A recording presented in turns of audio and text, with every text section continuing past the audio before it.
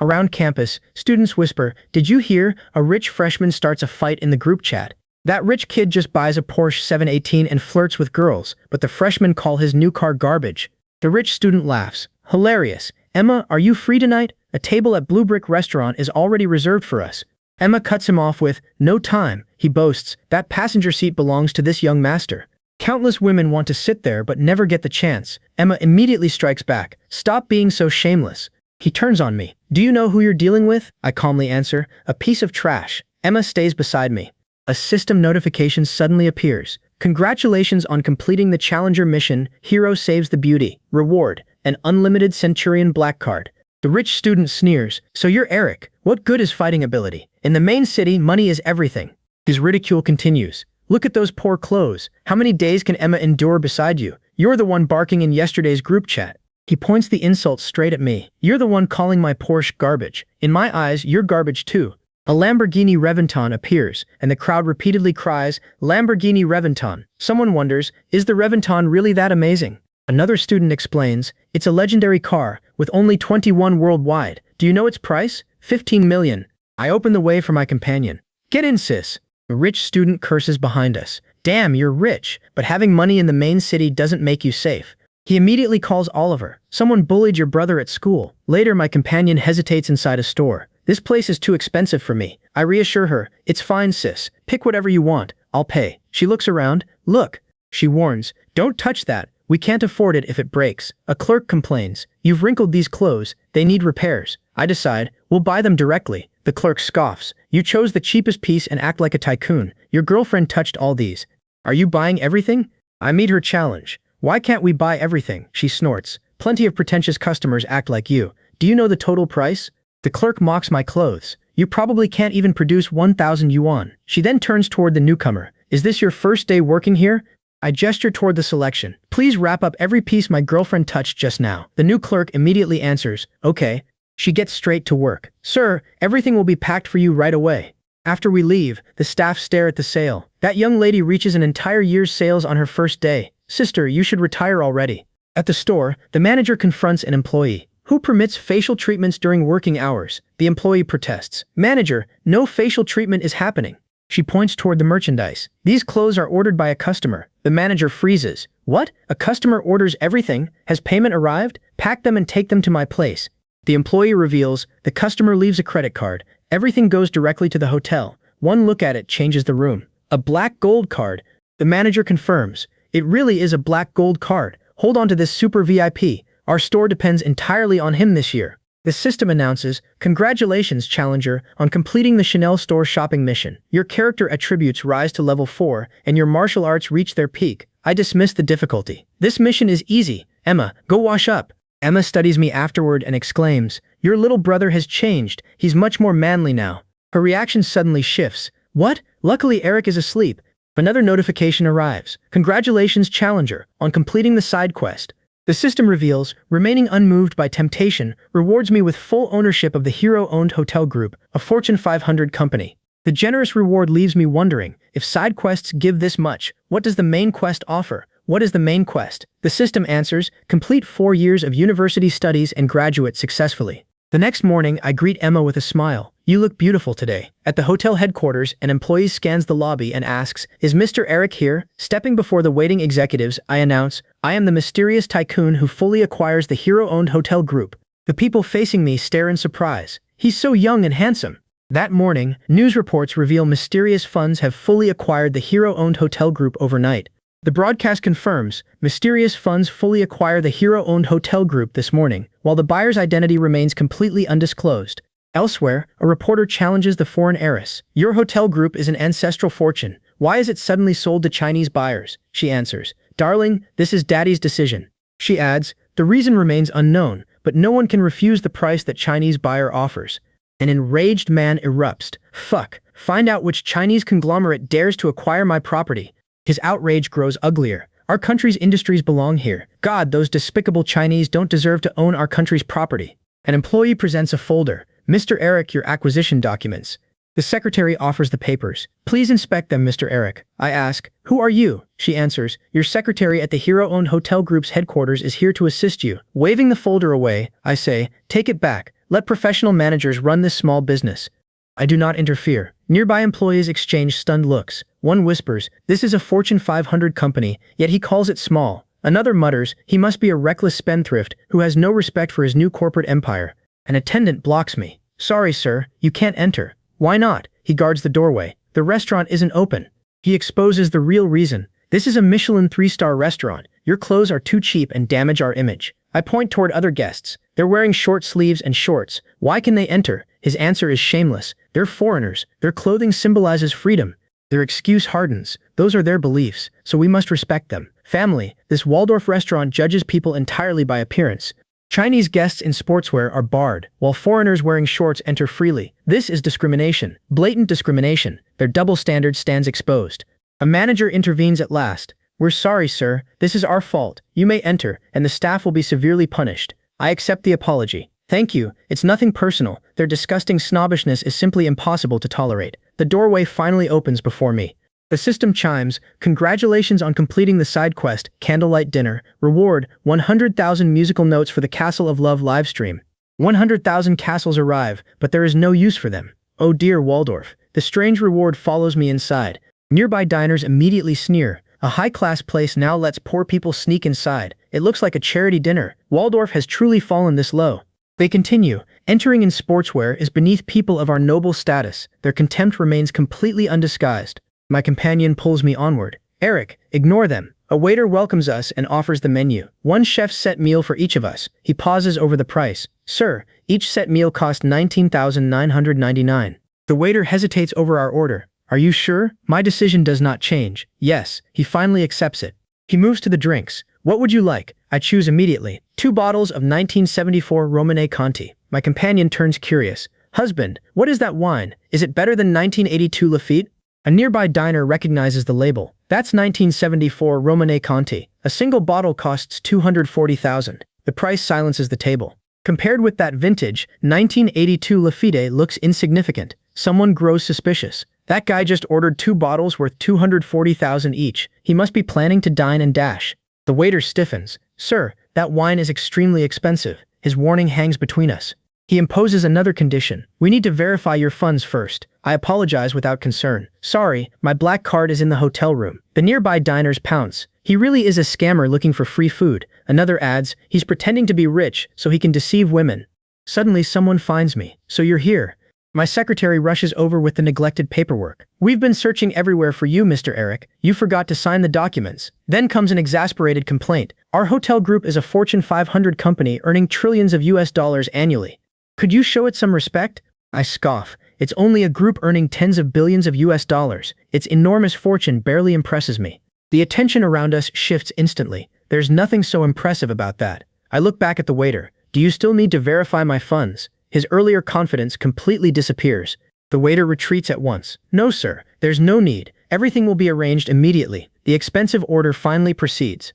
On the live stream, the streamer displays dinner excitedly. "Family, look at tonight's enormous Boston lobster. Fans, you can eat first." The feast fills the screen. On screen, a viewer asks, "Is she handling those recalled factory screws again?" Another streamer mocks her prospects. "This work doesn't suit you. Change your style and become a borderline streamer." Her sacrifice surfaces through frustration. A whole month of instant noodles went into preparing tonight's stream. Then the screen erupts. Who just gifted a castle of love? Disbelief spreads through the audience. Someone must have pressed the wrong button. Suspicion follows immediately. "Tell the truth. You bought it yourself, didn't you?" Each castle cost 3,000 yuan. The gift count keeps climbing. We're witnessing history. 75 castles of love have appeared. The livestream audience watches the impossible total rise. The value passes 200,000 yuan. A super rich tycoon has arrived. Viewers scramble to identify Eric. Who exactly is Eric? He's unbelievably wealthy. The platform reacts instantly, upgrading the stream to a top-tier server and expanding capacity by 2 million. The audience reaches 2 million viewers. The platform activates its emergency plan and expands capacity again, preparing room for 3 million people as the live stream continues exploding. The streamer stares at the total. This has to be a dream. Someone actually sent 154 castles of love. Her follower count surges beyond 3 million. I stare at the remaining balance. Only 154 of 100,000 castles are gone. This system is rubbish. Meanwhile, someone calls out sharply, "Jack, what are you doing?" A voice pulls me back to dinner. The food is getting cold. Before the meal resumes, the system announces, "Congratulations on completing the side quest, insightful eyes." The system reveals the prize. Your reward is the King Villa at the main city's Kyoto Manor. This reward finally has substance. It is a house in the main city's Kyoto Manor, and not just any house, but the estate's King Villa. My companion gestures toward the seat. "Please sit down. Eric, this is so sorry, but something came up at school, so returning immediately is necessary." Her sudden departure interrupts dinner. I handle the remaining details. "The clothes bought today will be delivered to your dorm." A staff member notices my movement. "Mr. Eric, are you leaving?" Before departing, I leave instructions. "Give him these 2 bottles of Romane Conti. Tell him I'm thanking him for speaking up for me earlier." The costly wine becomes my answer. Elsewhere, viewers question the livestream gifts. One asks, "Is this tycoon a scammer who buys 154 carnivals?" Another viewer agrees, "Someone is manufacturing hype. 154 carnivals cost 460,000. Then a staff member approaches. "Hello, miss." The staff member presents my gift. "Mr. Eric asked us to give you these 2 bottles of 1974 Romane Conti for helping him out of that difficult situation." At the venue, someone gasps, "Holy crap, 1974 Romane Conti." Another onlooker wonders, could Eric be the super rich man who just gave away a 460,000 yuan gift? The crowd reels. Romane Conti, holy crap, is a bottle from 1974 really worth that much money? The bottles look ordinary, yet someone calculates 240,000 each. 2 bottles make 480,000. A stunned voice asks, "Who is this gentleman?" The answer comes immediately. "Eric." Recognition spreads through the crowd. It's him again. Oh my god, the tycoon who bought 154 gifts. Excited voices erupt around the gift. "Eric, my husband!" Another admirer cries. "Eric, that's enough!" With my companion absent, I don't need to return to the hotel tonight, so I head toward the villa the system grants me. A nearby woman marvels. "Handsome guy, your car is really nice." She pleads, "Can you take me for a drive?" Another voice interrupts. "Wait, Oliver, the ride is already booked. He's alone in the car, so cancel that order." As I drive away, one thought becomes certain. That car is following me. I dismiss the problem for now. Forget it, let's return to the villa first. Then the 15 million yuan luxury car suddenly crashes nearby. A nearby woman exclaims, "This is huge news, and it happens right beside me. What a windfall. Hey, why is the car leaving so quickly?" She orders, "Driver, follow that white ride-hailing car." He asks, "Girl, is your man inside? Men have their reasons." He advises, "Men need freedom." She snaps, "Nonsense. Chase him." He declares, "Hold tight. We're going to punish evil." Security bars me. "This is private property. No outside vehicles." My answer is, "Villa 1 is mine. I'm going home." The guard hesitates. "Excuse me, sir, but facial recognition is required." The scan clears me, and the system greets, "Welcome home." The system's announcement arrives. "Congratulations, Challenger. Side quest moving to a new house complete. Reward, 1 billion yuan in cash." Perfect timing. I'm a little short on cash. A warning follows. Friendly reminder. If the main quest fails, the system reclaims every reward you have already received. That settles my plans. Tomorrow, I have to attend school and complete the main quest. Back at the gate, security warns, unauthorized personnel cannot enter this private community. The visitor insists, the ride-hailing passenger entering now is a friend. The guard checks. "You mean Eric?" She confirms it, and a call reaches me. "A female visitor is waiting for you at the entrance." The guard requests, "May she enter?" At the entrance, the reporter urges herself, "Work hard. This opportunity matters." Inside, my question is blunt. "What do you do for a living?" She answers, "Excuse me, Eric, main city TV reporter." She asks, "May we discuss the accident's details?"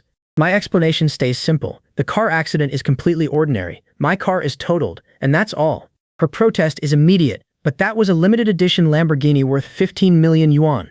I bring out medicine. "We should treat that injury, or it will leave a scar. Take off your stockings. How can I apply the medicine otherwise? And I don't want the car accident receiving too much coverage."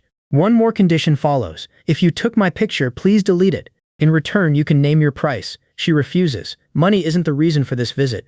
Her purpose is firm. These hands will build a life in the main city. This story is the achievement needed to remain at the station. I examine the numbers. What does a full-time station employee earn? Her answer follows. Including the year-end bonus, at least 20,000 a month. I calculate. 20,000 monthly means 240,000 yearly.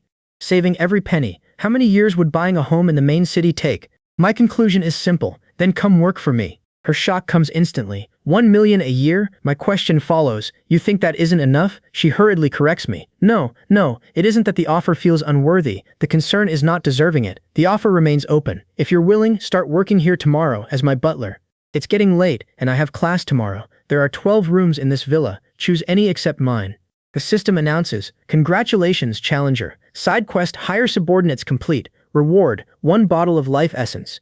Holding this reward feels incredible. With this, it's like having an extra life. I notice her reaction and remark, "Wow, you seem to blush quite easily." The system chimes, "Congratulations, Challenger. Task early to bed and early to rise makes you healthy complete. Reward, a BMW dealership. Even this earns rewards?" The next morning, I press my new butler. "What are you waiting for? We agree that your work as my butler starts today, so hurry right now. This is becoming unbearable." Yesterday's promise catches her short. Butlers don't have to do those things. That's what he promises. Her hesitation draws my final question. "What's wrong? Don't you want to work anymore?" I correct the misunderstanding. "That's not what I mean. Hurry up and make breakfast. I'm starving." The worker gets straight to business. "Boss, what do you want to eat?" Still hungry, I keep the answer simple. "Anything is fine." Afterward, I admit, "You seem a little dazed, but your cooking is good." The worker makes a request. "Boss, can this employee take 2 days off, finish the handover, pack everything, and return afterward?" My next question catches her short. "Do you have a car?" She sighs. "Boss, even 1 wheel is beyond my budget." That settles the matter. Come with me to buy a car. Something your size will be easy to park while grocery shopping. At the dealership, the worker stares at my choice. "Boss, what exactly do you mean?" I remain practical. "This car looks good and suits grocery shopping," she exclaims. "Of course it looks good." The truth is staggering. Only 150 exist worldwide. It's a 50th anniversary limited edition. I offer her the keys. "Do you like it and want a test drive?" A salesperson blocks us. "Who gave you permission? Not everyone qualifies." The salesperson looks us over with contempt. "Look how poor you are. Buying this car must be a joke." Then comes the challenge. "It costs $1,050,000. Produce 50,000 now, and maybe you'll be believable." My patience ends. "Call your manager." The salesperson scoffs at that demand before summoning Reed. Everyone calls for the manager, and somehow this store must keep operating. "Reed, this car costs $1,050,000. Can these two even afford it?" Reed dismisses us instantly. "They're just 2 penniless bastards. Throw them out, understand? Get out right now." The worker tries to defuse the situation. "Boss, perhaps we should look at another dealership." I see no reason to leave. Why visit another dealership when this one belongs to me? Reed bursts into laughter. "Kid, this obsession with buying cars has driven you crazy." Reed doubles down. "This dealership has employed me for 8 years, so the real owner is hardly a stranger. Before showing off, consider who stands before you." He laughs toward the staff. "The manager is here. Call security and throw them out." A staff member suddenly recognizes the arriving owner. "Holy crap, the big boss is here. Boss, what brings you here?"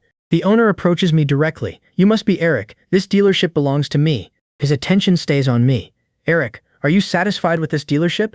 He immediately offers another option. "If not, there is also a store from another car manufacturer at the same price." Reed freezes at the revelation. I face him calmly. "Now I qualify to examine this car."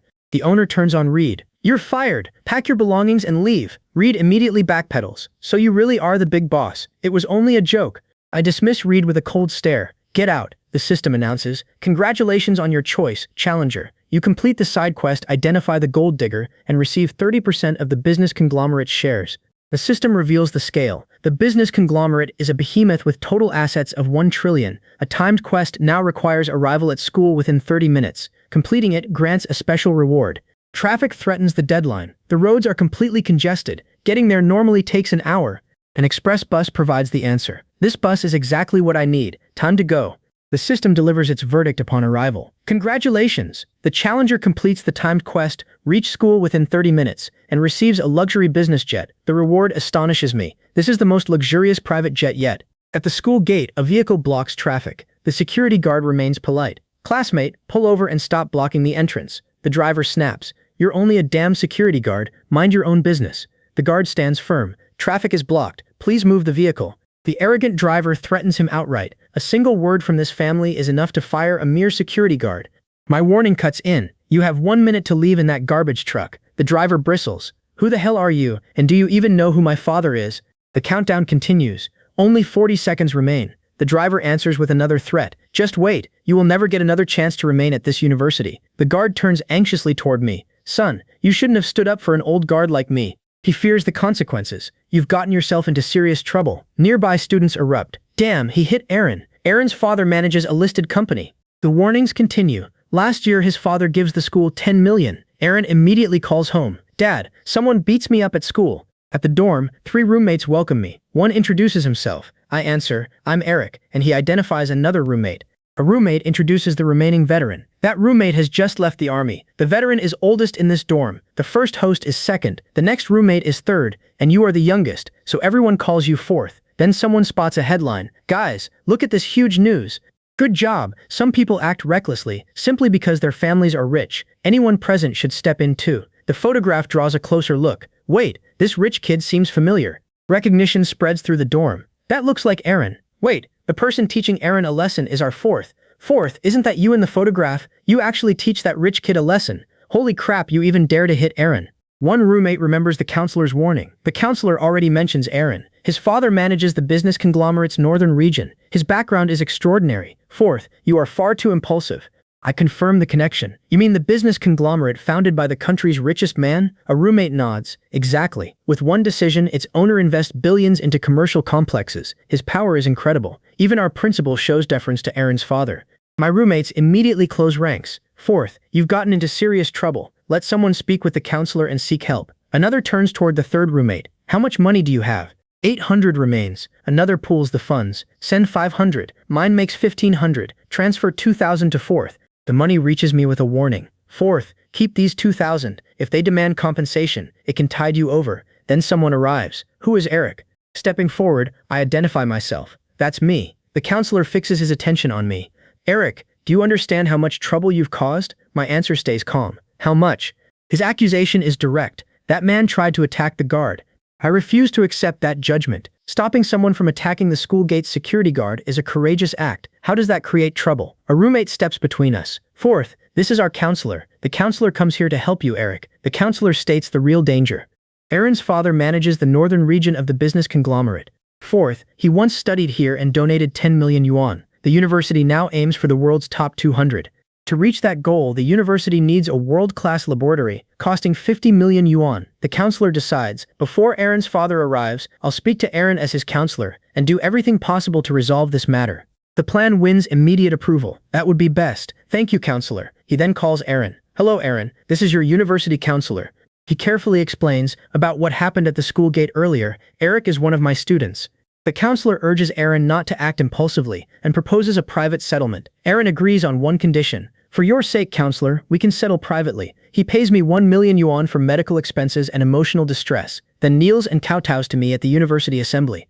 Aaron continues, that is all I ask. If he refuses, expel him. He comes from a small county in Jiangning. His threat grows harsher. I'll blacklist him nationwide, leaving him to beg for food for the rest of his life. The counselor turns to me. Eric, things have reached this point. You must bear the consequences of your own mistakes. He tries to console me. As long as you're alive, you can make a comeback. Grit your teeth, and this will pass. He adds, I'll negotiate with a lower-level leader about paying the million in installments. A companion offers, I have a 200,000 yuan demobilization allowance. I'll give it to you. Another companion orders, transfer 95,000. I stop them. What are you doing? I appreciate everyone's kindness, but I won't accept this money. I haven't done anything wrong. Why should I kneel? The counselor counters, silly child, what do you understand? Powerful people can toy with you like an ant. Elsewhere, someone barges in. The principal snaps, can't you knock? Must you give me a heart attack? The visitor blurts out, Principal, something terrible happened. Aaron attacked the gatekeeper, then some students beat him up. Aaron has gone far too far. The report continues. He acts recklessly just because his father has influence.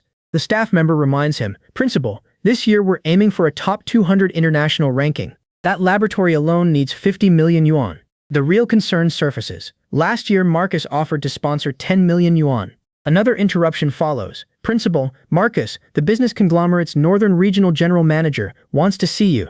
The principal laughs and welcomes Marcus with profuse apologies. Marcus gets directly to the point. Principal, you know what happened to my son, right?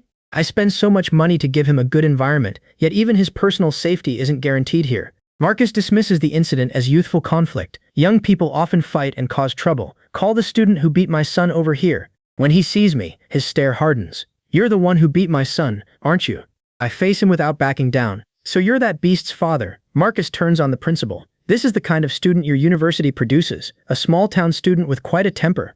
Aaron points straight at me. Dad, it's this kid. Just look at my face. Marcus displays Aaron's injuries. Principal, look at this. He must be severely punished and expelled. I challenge them. If touching him gets me expelled, what happens to him? The accusation follows immediately. This old bastard keeps hounding me. Aaron is the one driving the car. Marcus cuts in. We are discussing this kid hitting my son now. He pressures the principal. This year is crucial for reaching the world's top 200. You don't want to let the university down, do you? Aaron boasts, Dad, I told the counselor, if he pays 1 million yuan and kowtows at the university assembly, admitting his mistake, I'll forgive him. Across the office, his father laughs. My son is truly magnanimous. Did you hear that clearly, Principal Tyler? Our family has already made the greatest possible concession. I give your family one choice. Aaron kowtows to the gatekeeper, admits his mistake, and pays 1 million yuan. Then I forget this happened. Otherwise, I'll drive your family out of Kyoto and strip every position you hold in the business conglomerate. You have 1 minute to consider. Marcus scoffs. Who do you think you are? Aaron boasts, my dad is second only to the conglomerate's boss. My countdown continues. 40 seconds left. Marcus threatens, your parents' factory also belongs to the conglomerate. One phone call gets them fired immediately. The counselor warns, Eric, stop talking. My countdown reaches 30 seconds. 30 seconds left. Marcus calls the factory director. Hello, this is Aaron's father. Fire Eric's parents immediately. He adds, spread word that anyone hiring them opposes the business conglomerate. Then he sneers, you little punk.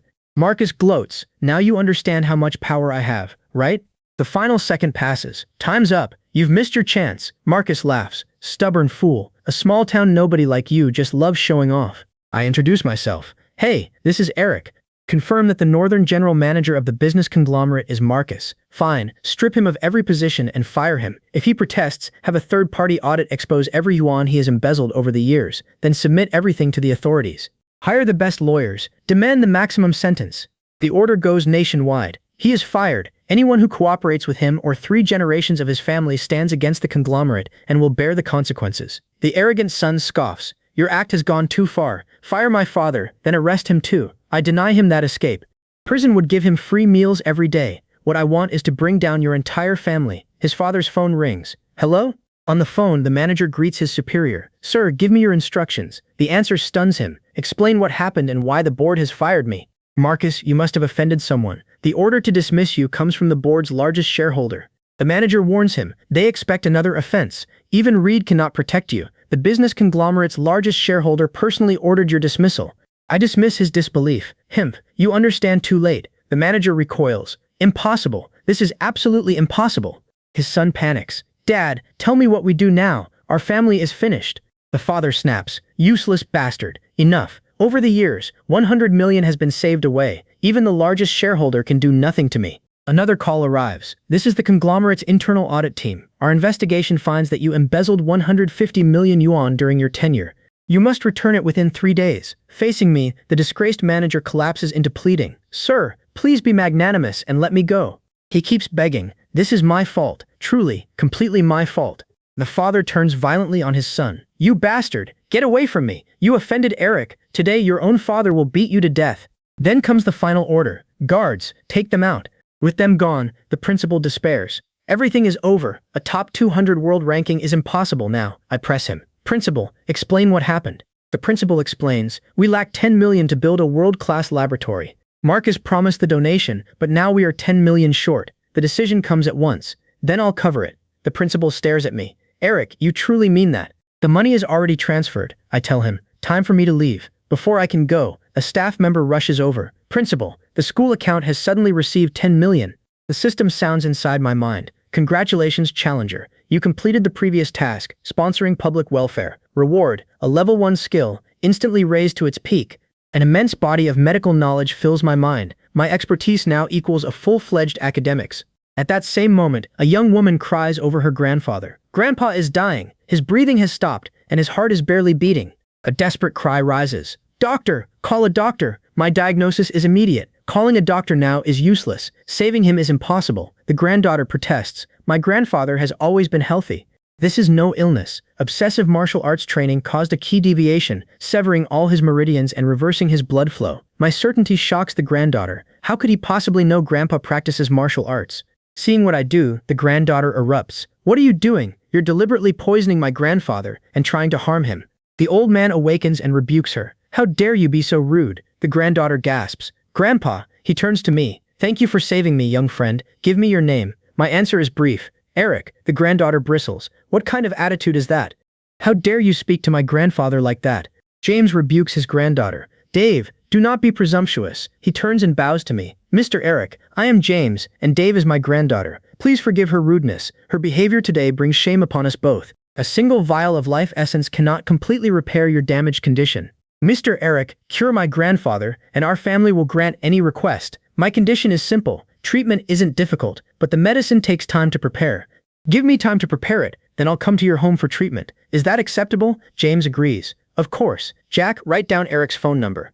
When he is free, please come pick him up. James turns back to me. Mr. Eric, our family has useful connections in the main city. If you encounter any trouble, please ask us. The system immediately chimes in. Congratulations, Challenger, for completing the side quest, saving lives and healing the wounded. Your reward is the Golden Goblet, the main city's top nightclub. The main quest keeps tempting me with rewards. I curse the carefree old system before a woman calls. Eric, what are you doing here?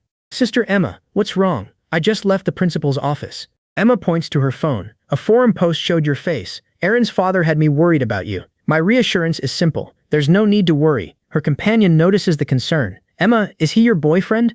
Emma makes the introduction. His name is Eric, and this is my best friend. Her friend studies me. So you're the childhood sweetheart Emma keeps talking about? Emma cuts her off. Don't talk nonsense. The friend remembers me now. Wait, you're the guy who ran like crazy after getting off the bus today, right? Yes, that's me. She turns to Emma. My birthday is tomorrow. Her friend adds, can you invite Eric to come too? I accept. Okay, I'm free this weekend. Elsewhere, Yara calls Reed. Reed, it's Yara. Emma's boyfriend is here. He comes from some wealthy family. She quickly corrects herself. No, not a wealthy family. He's only the childhood sweetheart Emma always mentions. Both families work at the city garment factory. Reed erupts in laughter. Damn it, of all people, Emma actually ends up marrying the son of an ordinary factory worker. The wealthy student has invited me to tomorrow's birthday party. Perfect. Tomorrow he gets a lesson in front of Emma and learns that without money, he's nothing. Back at the dorm, my brothers gather around me. Fourth brother, are you all right? Aaron and the others didn't trouble you, did they? If money is short, we'll find a way. I assure them, everything is settled in the principal's office. One brother blurts, how much did you pay? My answer catches him off guard. Paying wasn't necessary. Since the trouble is over, they decide to hold a dorm gathering and drive away the bad luck. Let's go. Big brother is treating everyone today. The shared bike suddenly refuses to stop. Damn, the brakes are broken. We crash into a newly bought car, and its owner erupts. Damn, this car is brand new. You two poor bastards don't even deserve to ride a bike. Do you know how much it costs, or whether you can afford the damage? We didn't do it intentionally. It's a shared bike, and the brakes are broken. We'll compensate you. The owner scoffs. You can't possibly afford it. The owner blocks our escape. Neither of you is leaving. A dealership is assessing the damage right now. Oliver arrives personally and demands, who touched my brother's car? The owner greets him nervously. Brother Oliver, why come this late? Wait while someone checks it. After a preliminary inspection, the verdict lands. Conservatively, repairing the entire car costs $600,000. $600,000? We only dented the bumper. The owner sneers. You poor bastards don't even recognize a Porsche Cayenne. He keeps pressing us. You've never even ridden in $1 million luxury car. $600,000 only covers repairs, before lost wages and taxi fares. The estimate makes no sense. This is an older Cayenne worth around $600,000. That repair price is completely unacceptable. Something else looks wrong. None of you resemble dealership staff. Another dealership needs to inspect this car. Oliver's side immediately threatens me. That sounds like asking for trouble. One of my brothers confronts them. Why are you hitting people? The owner points at us. They struck my precious Cayenne while riding a motorcycle. My brother challenges the demand. Then how much compensation is required? The answer remains shameless. $600,000, before lost wages and taxi fares. The enforcer looks us over. They look poor, but it's only $600,000. Here's the calculation. That entire amount covers the dented bumper alone. Their justification continues. A dealership already inspected it on site. Taking the car back to the dealership will only increase the compensation. Swipe the card. Do it now. The payment goes through, and the owner smirks at his windfall. You're incredibly lucky. You made $600,000 today. My stunned brother blurts. How are you so rich, fourth brother? The owner tries closing the matter with Oliver. The car problem is settled, and my brother already beat them. The $100,000 covers solving all these problems too, brother Oliver. Money changes the balance instantly. I'll give you 10 times that amount. My only condition is that he never drives again. Oliver accepts the better offer. This young master pays generously, so every instruction will be followed. The owner immediately panics. Brother Oliver, don't listen to him. He's only a poor student. He's definitely lying to you. The beating begins, and the owner screams, stop hitting me. Have mercy. An underling interrupts. Brother Oliver, the food is ready. The enforcer checks my verdict. Young master, are you satisfied with this job? My answer is brief. Not bad. He refuses payment. Such a small favor costs you nothing, young master. Oliver hands me his business card. Contact me whenever you need anything. My brothers thank me for helping them. Thank you, fourth brother. We'll repay you as soon as possible. Another brother makes the same promise. Yes, we definitely will. My answer is simple. We're brothers. What's a little money between us? Elsewhere, an underling asks Oliver, Brother, why treat that student so politely and refuse his money? Oliver reveals the reason. That is an American Express Centurion black card, backed by a century-old family. Meeting someone so distinguished may be a once-in-a-lifetime opportunity. His declaration follows with naked ambition. Oliver is going to seize this chance and make it big. Back at the dorm, my brothers remain baffled. Fourth brother, where did all that money come from? The counselor called your family ordinary workers. Their suspicion grows. This has to be some rich kid reality show. Where's the camera? I explain. My family is ordinary and comes from a small county town. There is no powerful background. That money is self-earned. During my first university year alone, I've already made over $1 million. They demand an explanation. Fourth brother, tell us what business you run. I answer plainly. Just some small businesses. I operate a hotel and sell cars on the side. Later, I call Emma. When are we meeting? I'll pick you up. Her answer comes quickly. Give me about half an hour to get up, wash, and put on makeup. I agree. Then I'll wait downstairs outside your dorm.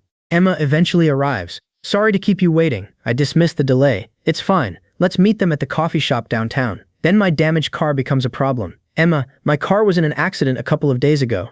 Concern immediately replaces everything else. Tell me you're all right and not hurt anywhere. If you're fine, call a ride-hailing service to block traffic on West City Road. My companion says, you can rest without driving, but a car is convenient. Come buy one with me. I agree. Your call. A receptionist welcomes Jack. Do you have an appointment? There is no appointment, but registration solves that. I register under Eric and the saleswoman introduces herself as our consultant. You can simply call me your consultant. After my acknowledgement, she begins. This Ferrari Roma is priced at $2.4 million. The consultant presents another model. This car manufacturer's SF90 Spider costs $4,980,000, slightly more than the previous car. Turning to Emma, I ask, which one looks better? My companion studies the cars, then points across the showroom. Eric, they all look alike, but that one is different. It suits you much better. The consultant warns me, Mr. Eric, this LaFerrari starts at 25 million yuan. 25 million barely changes my decision. Since Emma approves, I'll buy this one. The consultant emphasizes its status. Mr. Eric, this is Ferrari's top-of-the-line, limited edition flagship model. The saleswoman warns, its price exceeds every Ferrari model currently on sale. I ask, how much is it? The starting price is 25 million yuan. My reaction is blunt. 25 million. Young lady, you're still too young and haven't seen much of the world. Emma, go rest in the VIP lounge for now. The saleswoman explains, after Ferrari's options and taxes, it comes to about 50 million yuan. With every feature maxed out, that's the price. Show me another one as well. She checks my meaning. Sir, do you mean you want to order one? A warning follows. Sir, buying a LaFerrari follows different terms from other Ferrari models. First, we must verify your funds before accepting the order. Go ahead and swipe it, unless you'd rather see my bank balance. Her shock erupts. Oh my god, that's a black gold card. The black gold card is the legendary king of cards, carrying no spending limit at all. Theoretically, it can buy any valuable item, whether it costs hundreds, tens of thousands, or hundreds of thousands. It could even buy husbands, fathers, and grandfathers. With the card recognized, I ask, now I've passed verification, right? Of course, just kidding about that earlier. The manager is summoned. Eric wants to order a LaFerrari. What? He ordered a LaFerrari worth half a small fortune. Has verification been completed? The clerk confirms. Yes, Eric has nearly 1 billion yuan in cash in his account, and he personally owns this black gold card. The sales manager approaches. Hello, sir. This is the manager of the Ferrari sales center. I press him. You've verified my funds. Can I order now? No problem. My choice is simple. Match that car's color scheme, wheels and interior exactly for my order. Then I add, max out every other available configuration. The manager suddenly stops. No, the sale cannot proceed yet. Sorry, sir, you cannot buy this LaFerrari. Why? He apologizes. Sir, this is entirely an oversight on our part here. Headquarters has a strict rule. Anyone purchasing a LaFerrari must already own at least 2 limited edition Ferrari models or 5 Ferraris in total. We just checked your records, sir. You own an airplane and hold hundreds of millions in savings, yet you do not own even one Ferrari at all. So my huge order is about to be cancelled. Ferrari actually has a rule like this for its buyers? Another apology follows. A loophole appears. Can I buy 5 Ferraris first, then the LaFerrari? Yes, theoretically. Counting the models changes everything. From the cars you introduced earlier, it seems we're still one model short. Ferrari is releasing an SUV, right? Order that too, and we'll have 5 cars. Then comes a sharp rebuke. Salespeople need to use their brains. Can't you handle such a small matter flexibly? Who buys 5 Ferraris first, and then a LaFerrari? Under normal circumstances, any customer making this suggestion would already be furious. Yet the staff have never seen anyone purchase cars in this strange order before. Your order will be processed immediately, sir. Please wait. Would leaving a WeChat contact be convenient? For any future needs, contact me directly. My next question is practical. Which car can I drive today? The answer comes with an apology. Sir, please accept our apologies. Once an order is placed, headquarters reviews production, and at least 3 months pass before pickup becomes available. So I can't drive any car today? That's correct. Please accept our apologies. After buying 6 cars, I now have to call a ride-hailing service.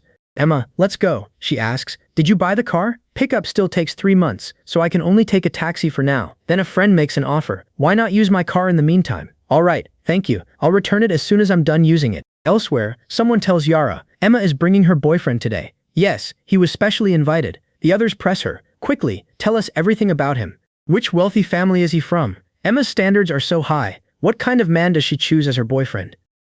He's only her childhood sweetheart. Emma has so many wealthy families available, so why choose some poor boy at all? That boy is good looking, but he gives off a distinctly poor and stingy impression. No way. Emma rode in a Lamborghini during the welcome party. That claim gets dismissed immediately. Then it belongs to someone else, or it's rented.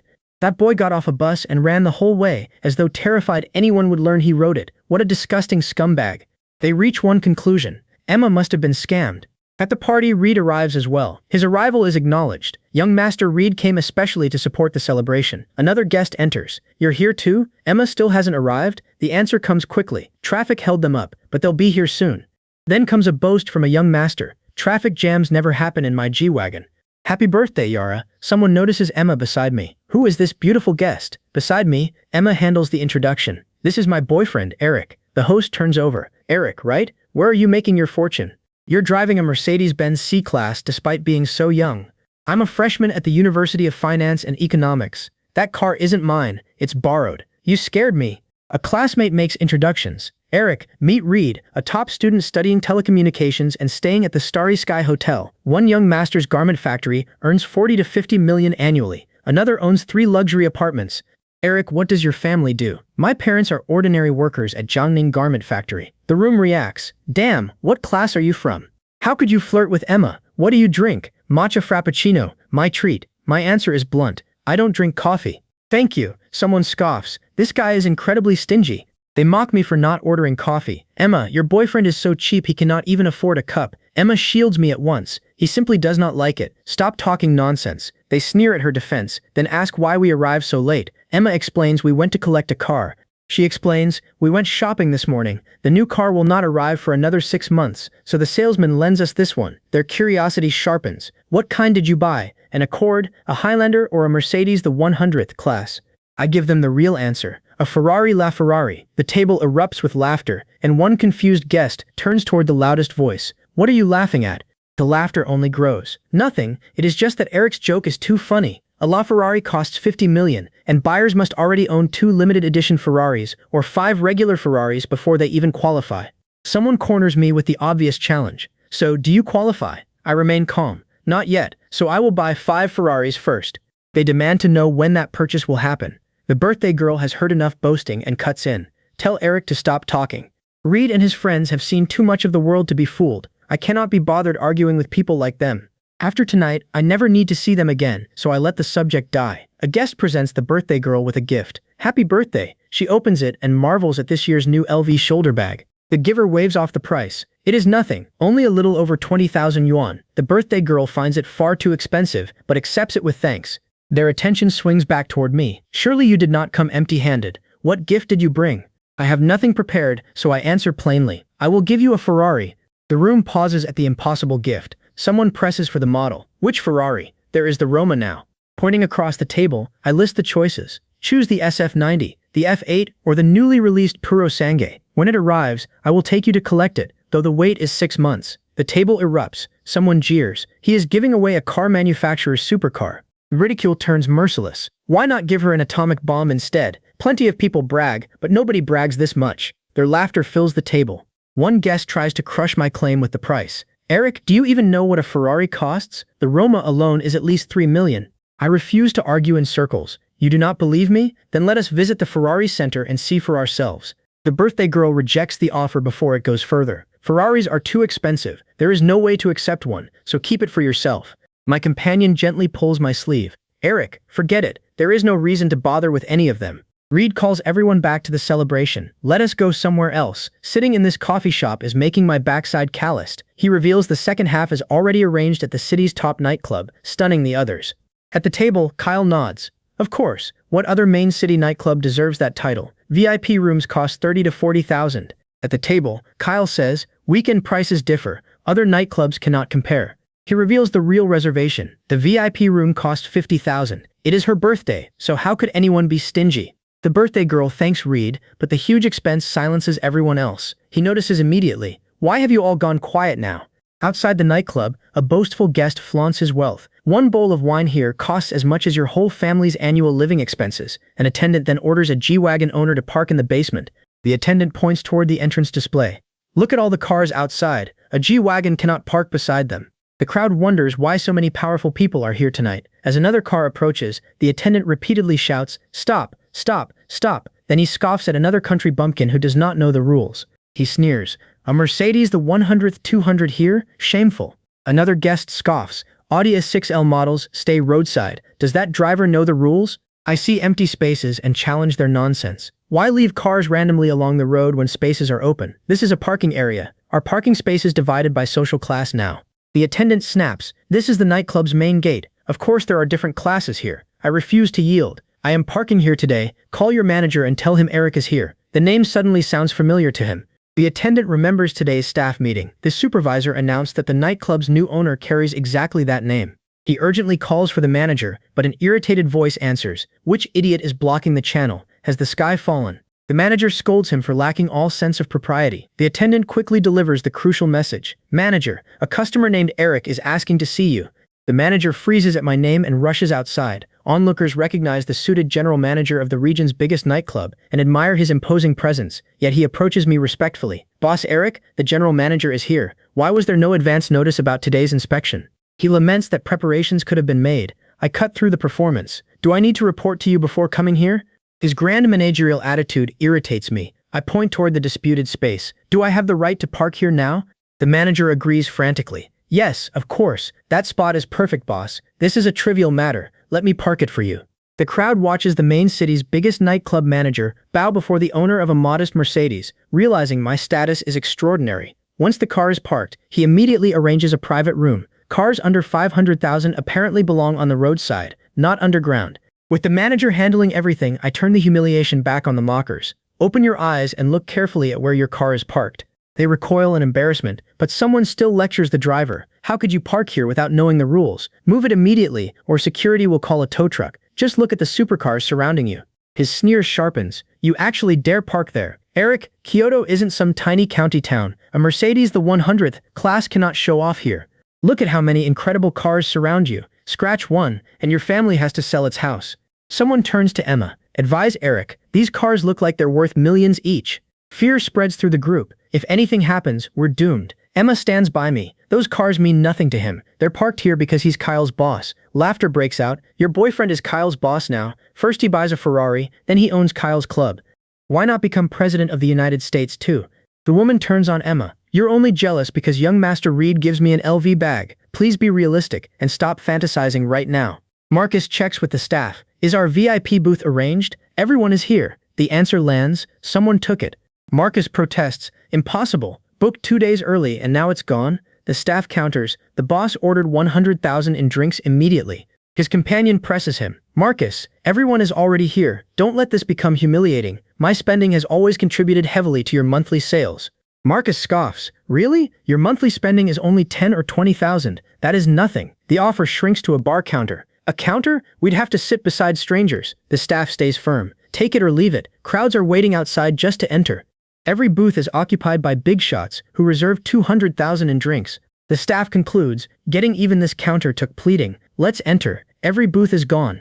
Emma decides, then let's use his private room. They scoff. Every booth is gone. Emma, look at the time. Mockery follows. Stop bragging about your boyfriend. Kyle's private room minimum is at least 500,000, and booking one is extremely difficult. Only major bosses and stars get them. Ordinary people cannot reserve one even with money. Emma, stop bragging like your boyfriend.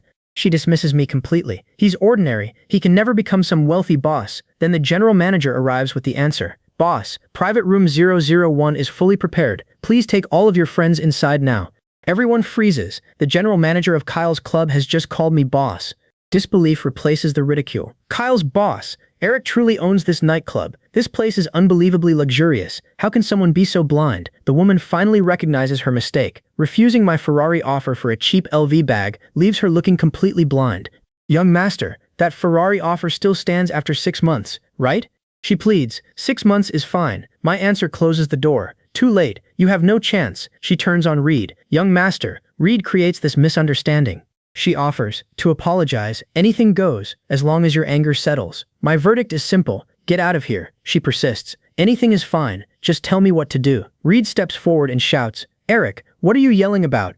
Reed refuses to yield. Some small-town bigshot does not run Beijing's Public Security Bureau. They may fear you, but Reed does not. You're absolutely nothing to me. He keeps boasting. This isn't Beijing. You're only a nightclub owner from Jiangning. Beside my family's 5-star hotel worth 100 million, you're nothing. Your tiny fortune is merely child's play before my family's wealth. He snorts. Exactly. What is one Ferrari anyway? He leers with an offer. Serve me well tonight, and you'll get one. A sharp accusation cuts him off. You almost scammed me. A supporter piles on. A nightclub owner dares act arrogantly before young master Reed. Reed unveils his trump card. My 5-star hotel will soon merge with an international brand and join its group.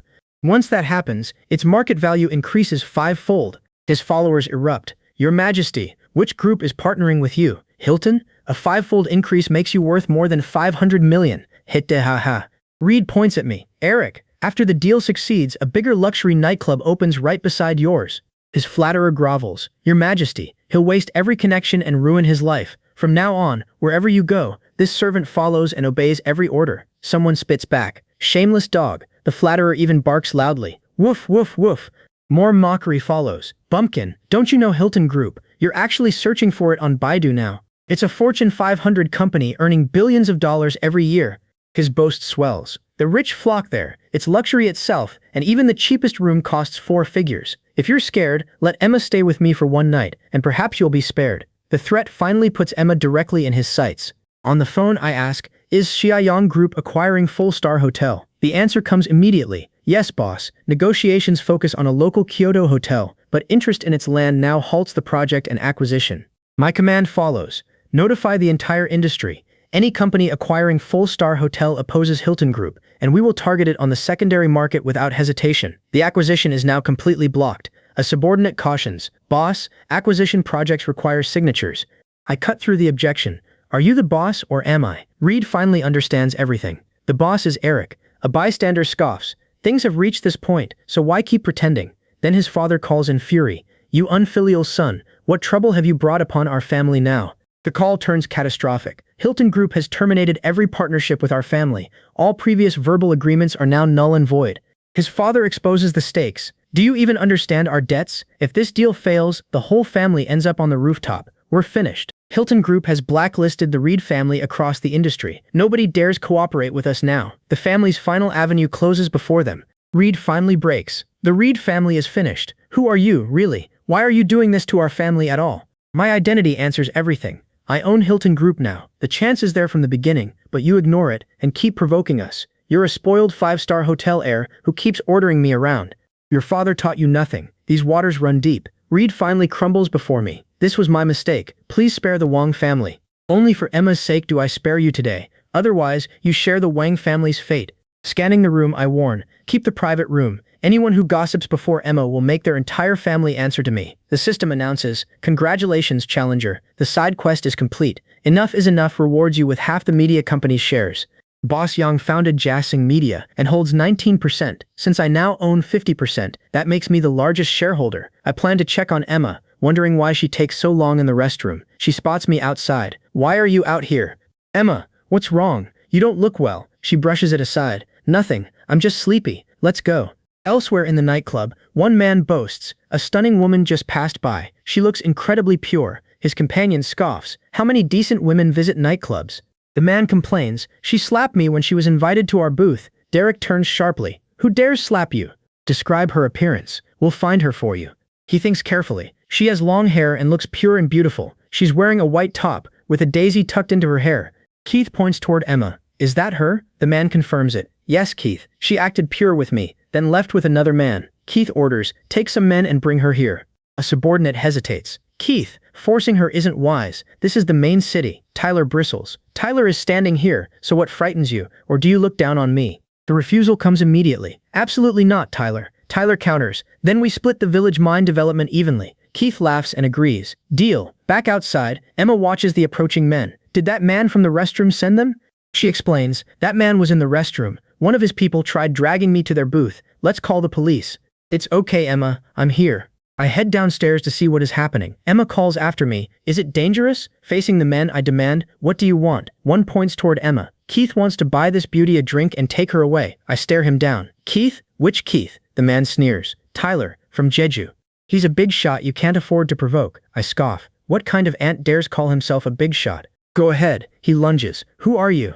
Martial arts? He recognizes my level and scoffs. Want to know who stands before you? Someone you cannot afford to provoke. His confidence returns. Arrogant kid, do you think reaching the peak of level 1 martial arts makes you invincible?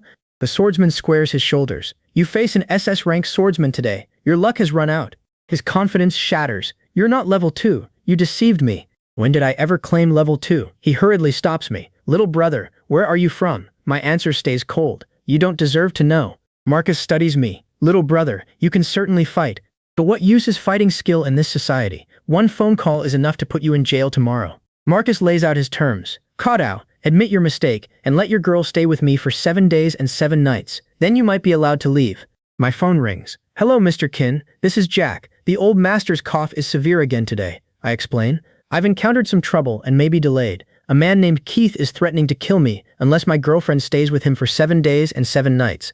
Jack refuses to leave it there. Your business is James's business, though only his subordinate. Handling a minor problem is still possible. Jack makes his decision. Please wait there. Help is coming immediately. Keith overhears and laughs. Even if you find 100 helpers, they won't save you. Listen carefully, kid. You've kicked a hornet's nest. Keith closes in. Hand her over and give me an explanation, or this matter will never end. Keith laughs. So what if your martial arts surpass mine? You still can't protect that girl. Apologize now and let her come with us, and the beating can be forgotten. Tyler makes another call. Sir, someone threatened me and injured my men. The answer comes immediately. 10 minutes. Tyler grins. Fine. We'll be waiting at the nightclub entrance. Tyler turns back toward me. Kid, listen carefully. You're finished now. Your entire life is over. Near the entrance, a newcomer rebukes the businessman. You caused trouble again instead of reforming, and now you bring it into the main city. The businessman protests to Marcus. This trip is for business, but this kid attacks my men immediately. In the gathering crowd, the businessman points at me and tells Marcus, Sir, this arrogant man is the one who injures my men. The newcomer faces me. What's your name? Why hurt them? I answer. Eric, they harassed and molested my girlfriend. No matter what, did you strike the man on the ground? I laugh. He dares bully me, then expects mercy? I fight back, and somehow that's my fault? The newcomer remains unmoved. No matter what happened, seriously injuring someone is a fact. You owe them an explanation. He presents the solution. Agree to their demands, and this matter ends here. Keith gloats. Kid, this proves you can't beat me. An earlier apology might have earned reconciliation, but now that opportunity is gone. Before Keith can savor his victory, Jack arrives. Sorry for arriving late, sir. Are you all right? Then he notices Marcus. What are you doing here? Across the room, the visitor stammers. Derek, this is only to help. Derek snaps. Help with what?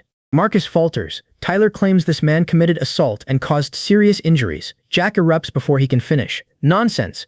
Jack fixes Tyler with a cold stare. Don't think Tyler's reputation is hidden from anyone. James finishes crushing Tyler's last hope. He is the old commander's friend and a distinguished guest of our family. The old commander personally sends me to bring Eric to his residence today as a guest. He is the old commander's friend. Eric, how should this matter be handled? I don't want him outside ever again. James gives the officer a final warning. You must give Eric an explanation for today, or once the old commander gets angry, your life is over. Understood. The police will receive an immediate report and law enforcement will thoroughly investigate every illegal act Tyler committed and punish him severely. Tyler blurts, what's going on? Tyler cannot understand the reversal. Why have the reinforcements brought against me? The officer warns, Tyler, cause no more trouble. The officer closes in. You're coming to the law enforcement team now. Do not resist, and cooperate with our investigation. Tyler panics. This was only a visit for drinks and girls. Why dig up my past? Who exactly is this young man? He immediately begs, Eric, sir, this blind idiot and bastard drinks too much and loses all sense. Offending you is an unforgivable mistake.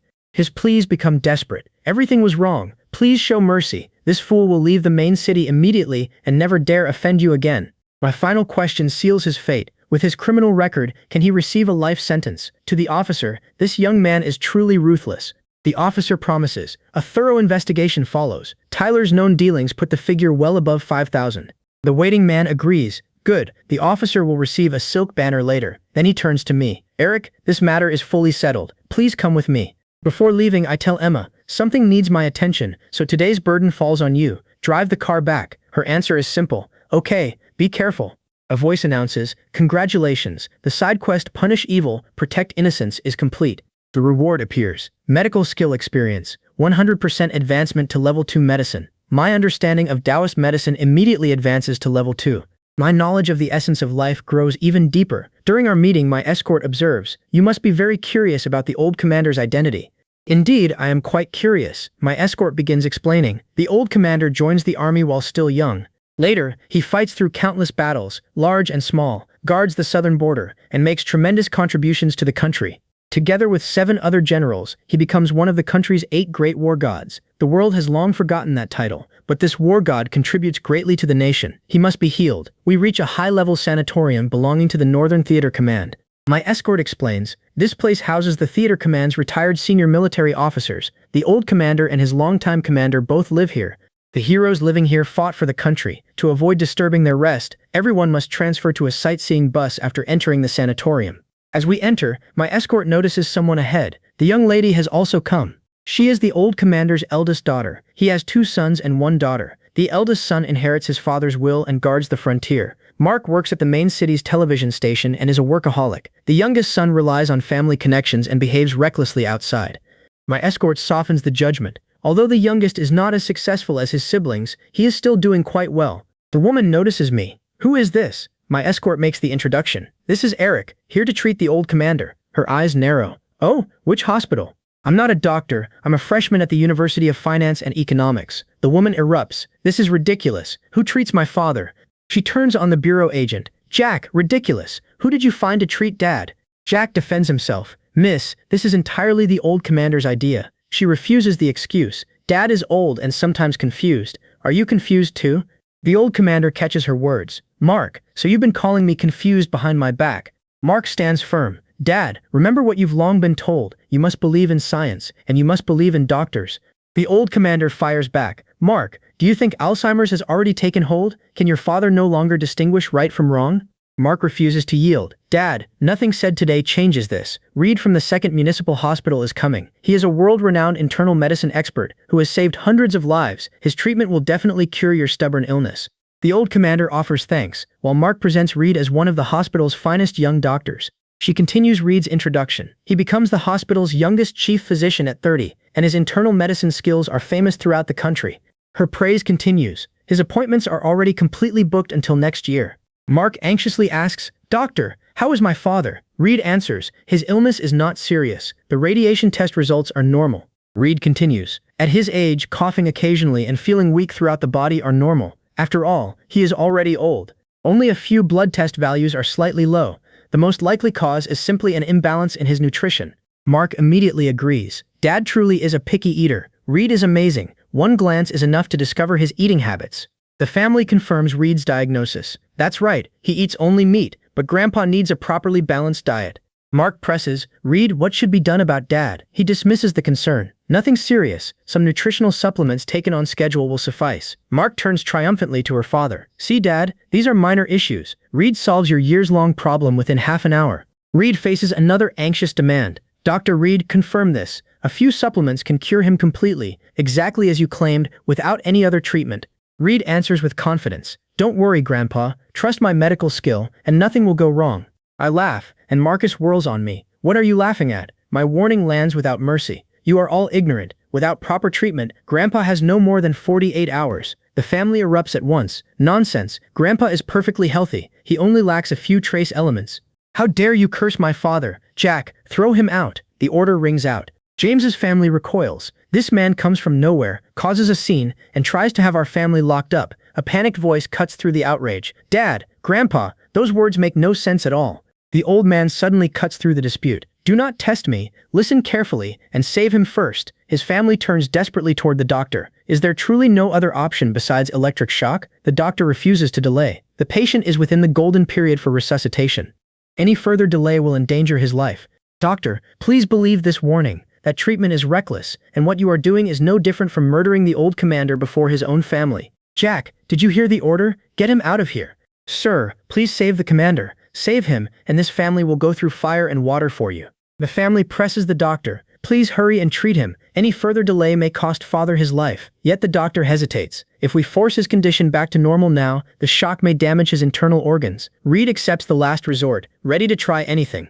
A younger relative blocks the device. Aunt, if you use electric shock, Grandpa may survive, but he will be paralyzed. His mother blocks Dave. You know exactly what you are doing. He does not yield. Mom, step aside. Auntie, please let Eric try. His aunt rebukes him. You learned wudong, not so you could fight your aunt one day. Dave turns to me. Sir, please save Grandpa. Dave, you belong to the James family in the main city. Begging so humbly before everyone here disgraces this entire family. Your kind always tries climbing the social ladder. Saving father last time was pure luck. Do you truly think you can fool this family again with the same trick? Mark plants himself before me. Mark will never agree. His refusal draws my answer. Your family is unworthy of mine. Completely unworthy. I only agree to treat the old commander's wounds out of respect for his lifelong service to the country. Force electricity through him and his condition will worsen. He may even become paralyzed. Someone scoffs. Utter nonsense. Doctor, time is running out. Decide quickly and act now. Panic erupts. Grandpa, no. Another voice cries, Dad? The old commander wakes and stammers, why won't my body move? His panic deepens. My hands feel nothing. The family turns on Reed. Explain what happened to father right now. A family member falters. My old man, why has this happened? This cannot be happening. A son rushes to reassure him. Dad, don't worry. First comes a full body examination, then other doctors can assess you. Mark, why did you harm your father? The son protests immediately. Dad, how can saving you possibly be called harm now? He defends the treatment. You were unconscious moments ago, and Reed revived you. This condition, however terrible, is still far better than losing your life. Eric was invited and could have saved this life, but you blocked him. Now your own father is paralyzed, with no movement left, because of you. An old commander may avoid death on the battlefield, but must never be forced to live the rest of life as a cripple forever. Son, this life is unbearable. Let it end quickly now. The old commander begs, please, grant a quick death. His child turns desperately to me. Eric, please save father. Please save him. Cure father, and any price will be paid. Name the conditions, whatever they are. This family accepts them. Money is no obstacle, the family insists. I dismiss the offer. Your family's meager savings mean nothing to me, though the old commander can be saved. Your slander is unforgivable. To earn my help, serve me as a slave for 10 years as punishment. James balks at the demand. Serve a college student who is not even 20 for 10 years? His father's condition crushes the objection. Fine. As long as father is saved, 10 years of service belong to you. The bargain is sealed. Saving his father now binds James to 10 full years of service under my command from this moment. Enough. The old commander will be cured. Originally, he only suffers from chi deviation and disordered meridians. The electric shock has completely severed those fragile channels, especially the meridians linking his neck to his spine. The shock's high voltage has shattered them all at once, beyond ordinary repair. I continue, even the finest surgeon cannot reconnect severed meridians like these. The old commander laughs, then looks toward me with gratitude. Thank you, Eric. Knowing the truth allows a clear conscience before death. There is nothing left to regret when the final moment comes. Living long enough to witness the nation's peace and prosperity is already enough.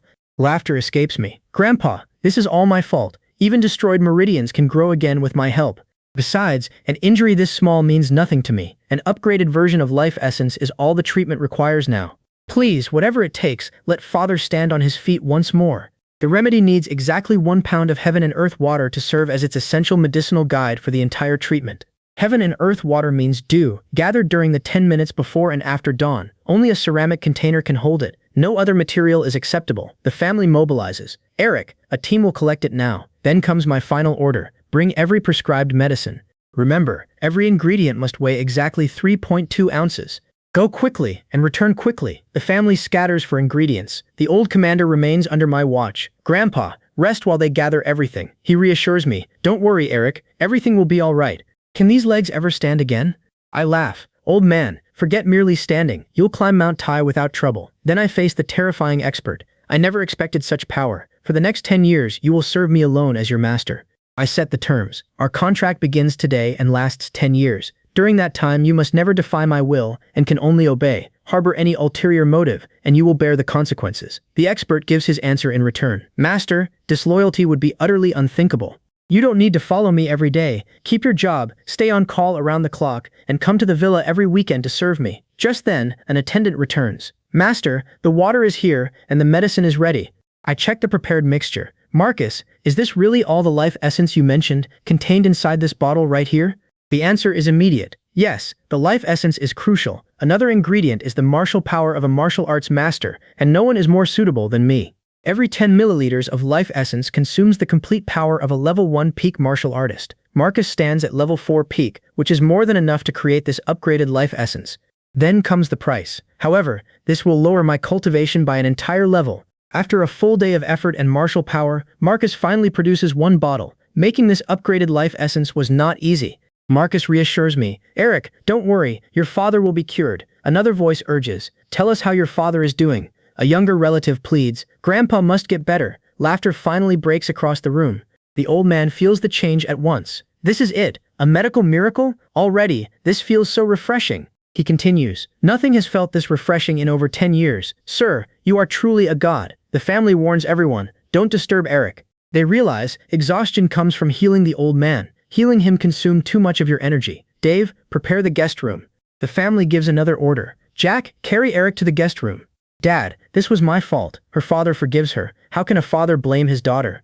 Mark, Eric is truly a man of extraordinary talent.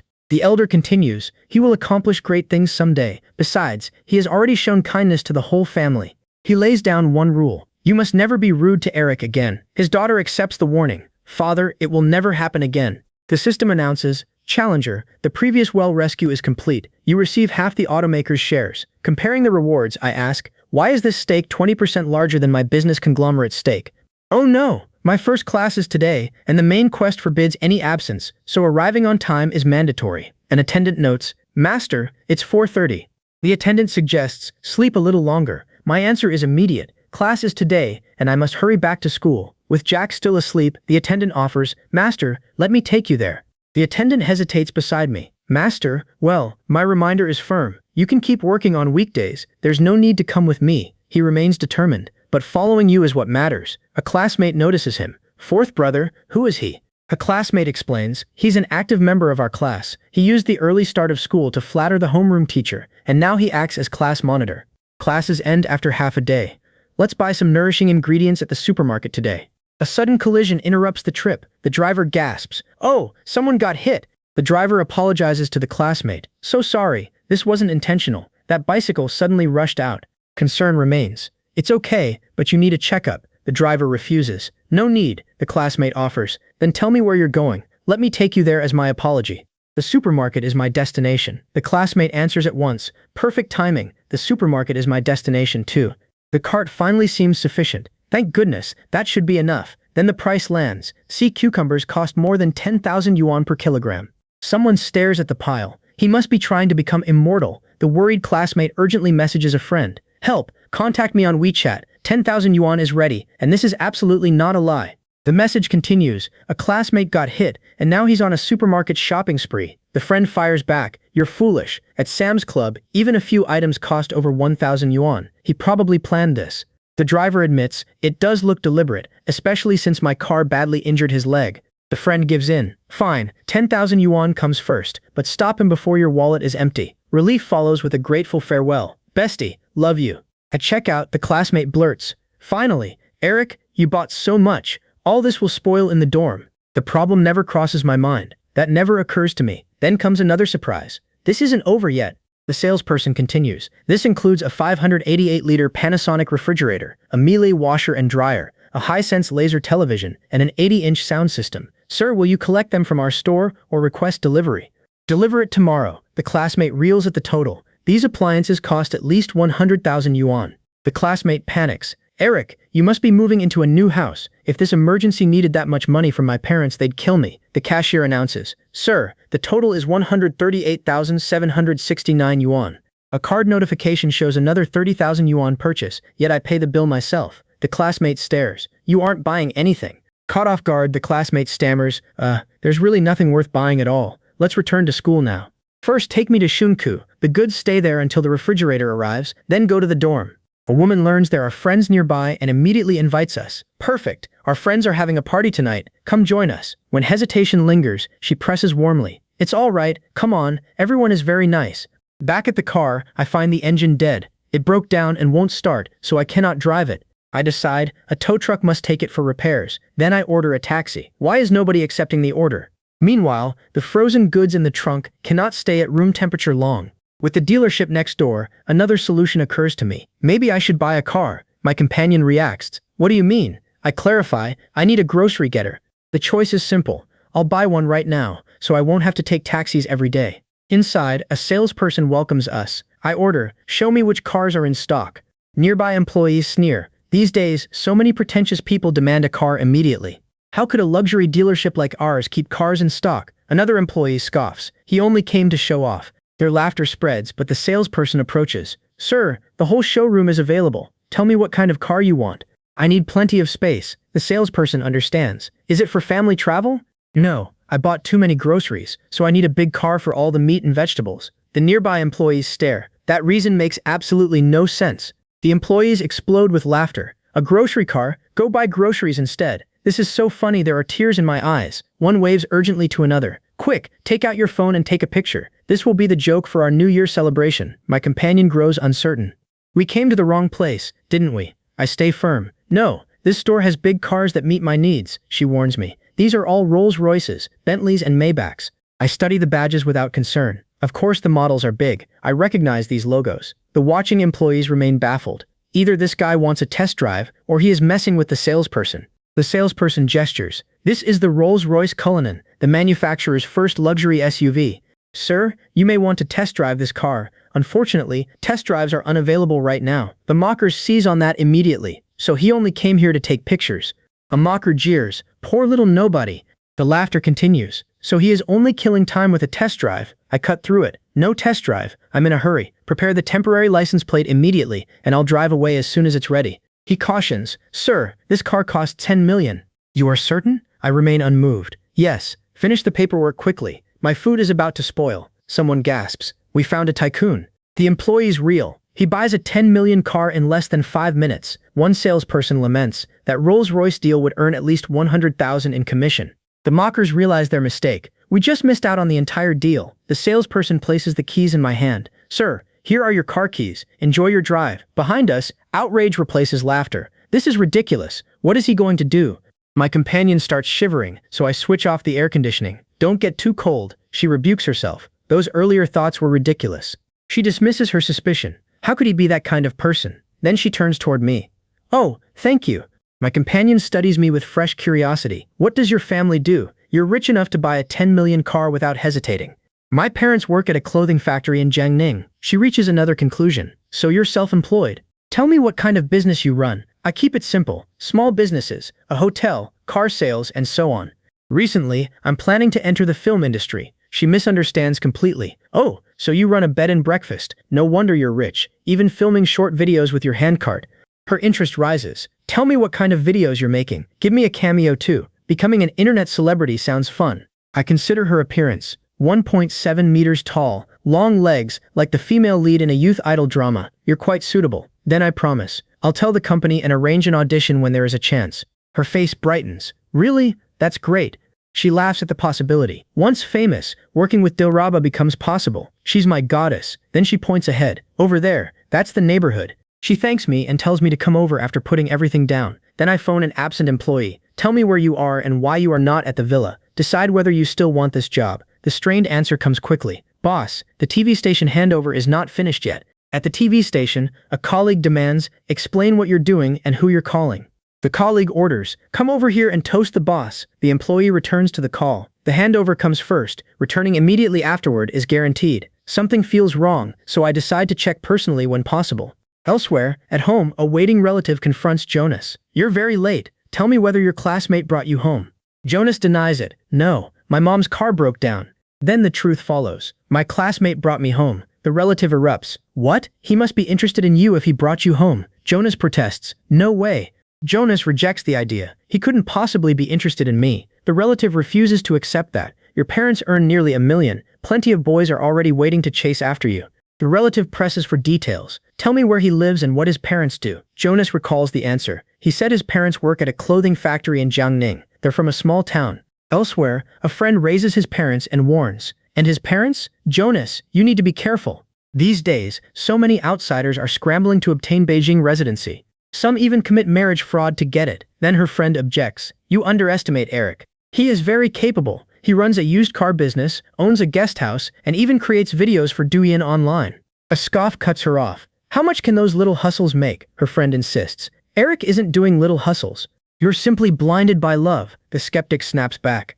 She points around. "This neighborhood costs 40,000 yuan per square meter. A home is at least 10 million. You'd work your whole life for that." "Eric just spent 10 million yuan on a car." The skeptic bursts out laughing. "Stop being blinded by love.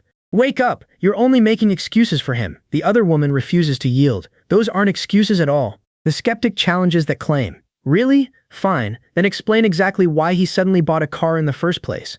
Her friend explains. "He wasn't planning to buy one, but my car broke down, and the ride-hailing service took forever. He worried the meat and seafood he'd bought would spoil, so he bought a car." The skeptic laughs. "Are you questioning my intelligence?" "No, of course not." The skeptic relents, then presses. "Fine, continue. What kind of car did he buy exactly?" Her friend answers plainly. "A Rolls-Royce Cullinan, the manufacturer's first SUV." The skeptic sums up the claim. "So your classmate from that little county town bought a 10 million yuan Rolls-Royce because he feared the seafood would spoil while the ride-hailing service took too long. Is that really what happened?" Her friend confirms it. "Yes, really."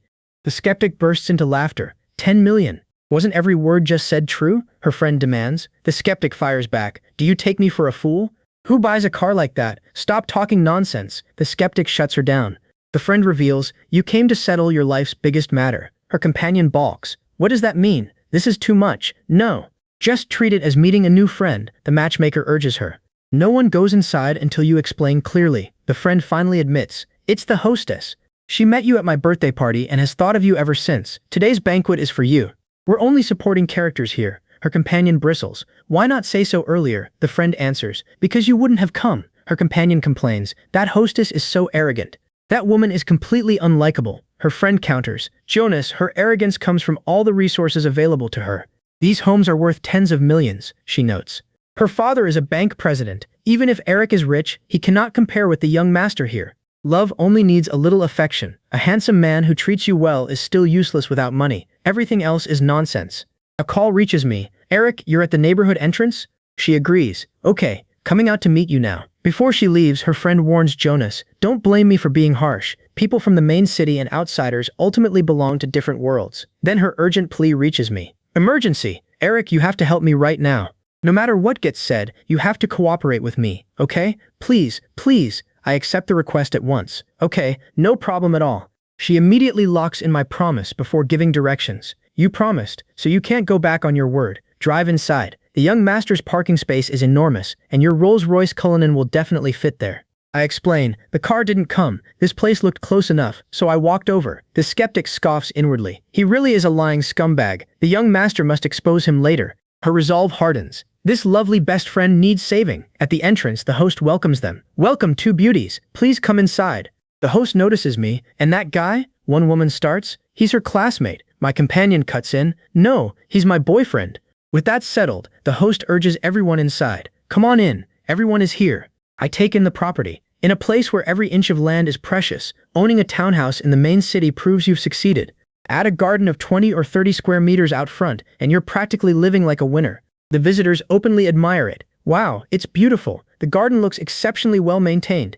This garden isn't casually arranged. My mother specifically hired a designer to plan it and choose every planting. The host makes its pedigree clear. "It really is good to be rich. Young master, your community's landscaping is fantastic too." The praise keeps flowing. Walking here feels like returning to nature. The young master accepts the praise. Of course, our community's green area reaches 45%. This is a villa community. He turns to me. Eric, isn't your community nearby? A guest wonders how our greenery compares. After looking around, I answer, the green area should be over 50%. A guest scoffs. Over 50%? How could any developer make money? He waves me off. Stop talking nonsense, Jonas. Don't believe Eric's bragging. One woman counters. These are all big shots from the main city. What if Eric isn't exaggerating? Don't underestimate him. Her defense catches everyone off guard. She is genuinely determined to keep standing up for me tonight. My critic sneers. Arguing with someone from the bottom is beneath me. Then the villa draws a stunned reaction. This is unbelievably luxurious. A guest turns to the young master. How much did this renovation cost? The answer comes casually. Maybe 6 or 7 million. Someone gasps. That much could already buy an entire house online. The host counters. A house's value comes from exquisite design, not quantity. Everyone sleeps in one bed. A guest notices my scrutiny. Eric, you're looking carefully. He smirks. Is this your first time seeing decoration like this? My answer stays calm. I've seen Baroque style before. Its main characteristic is flaunting wealth, but this villa's execution is lacking. They probably hired a designer from somewhere else, because this is not the work of a top Italian designer. My critique continues. The chandelier and mural choices are too conservative, and the marble flooring is merely mid-range quality. A guest snaps. What do you know? You learned scraps online and came here to show off. The renovation cost millions. How could the materials be lacking? Jonas, this is your last favor ever. His warning follows. Tell Eric to watch his mouth and stop showing off like that. Another guest introduces Tyler. His family owns 500 restaurants across the country and even pays celebrities to endorse them publicly. Oliver is introduced next as TT Group's founder. The woman lights up at once. Oliver from TT Group. Of course, that's the beauty brand sold in malls all across the country. She gushes. TT Cosmetics are my absolute favorite. Oliver smiles. Having such a beautiful fan is truly an honor. Oliver offers, winter products launch soon. Leave your contact information and a set will be sent over. She beams. Thank you. TT always has my support. A Main City Film Academy freshman is introduced next. Someone jokes that she looks like the family's future in-law. She flushes. Oliver, that comment is so embarrassing to hear. Oliver muses. A future star? Interesting. Next, a top student from the main city's University of Finance and Economics is presented. The host adds, our Jonas is the one tonight's mystery guest has chosen. Jonas jolts. Mystery guest. Young master, what does that mean? This is completely unknown to me. The host clarifies. The party's main character was a big shot, not me. After endless favors, he admits, this is the only man secured. Jonas recoils. What do you take me for? A lackey sneers. You're only here to serve liquor. Be grateful he notices you. He sneers. Know your place. My patience ends. Jonas, let's go. What kind of pathetic young master is this? You're just a pimp. The host's threat follows. If you dare leave today, your father will lose 10 million, and no one will bail you out. The threat lands, and Jonas blurts, how do you know about that? The host laughs. The main city's circle is very small indeed. His grin widens. How could your father's scandals stay hidden? Jonas asks. Can you lend 10 million? The answer is immediate. Of course. The host laughs without restraint at that bargain. As long as you serve the big shot well, 10 million is nothing more than a grain of sand in his hand. Jonas rejects him. That plan was never agreed to. The host sneers. Oh, sorry. Your sweetheart has already changed boyfriends.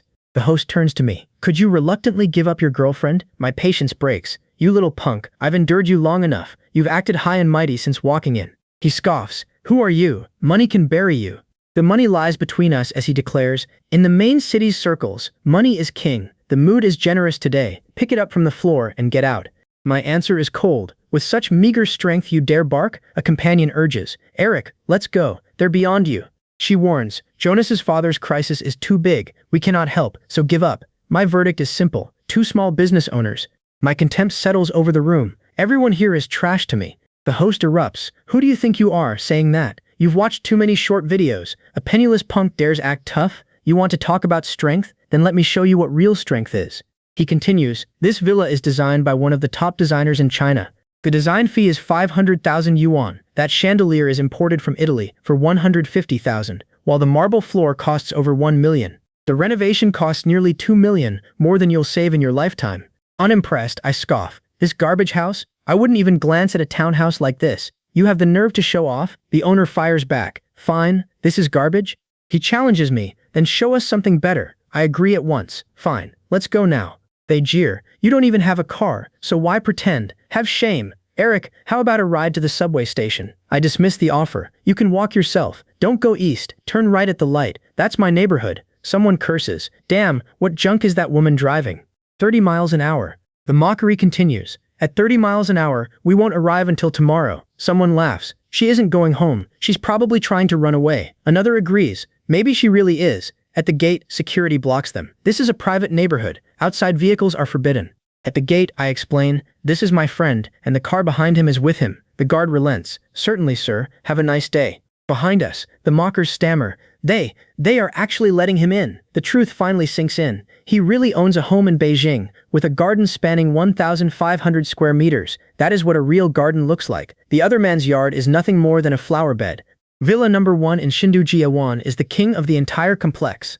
A stunned guest blurts, 1 billion. This house is worth 1 billion yuan. Oh my god, you've truly hit the jackpot. Whispers erupt. Eric is a billionaire. He lives in a 1 billion yuan house, so his net worth must reach tens of billions. Another guest insists, see, Eric is no ordinary person.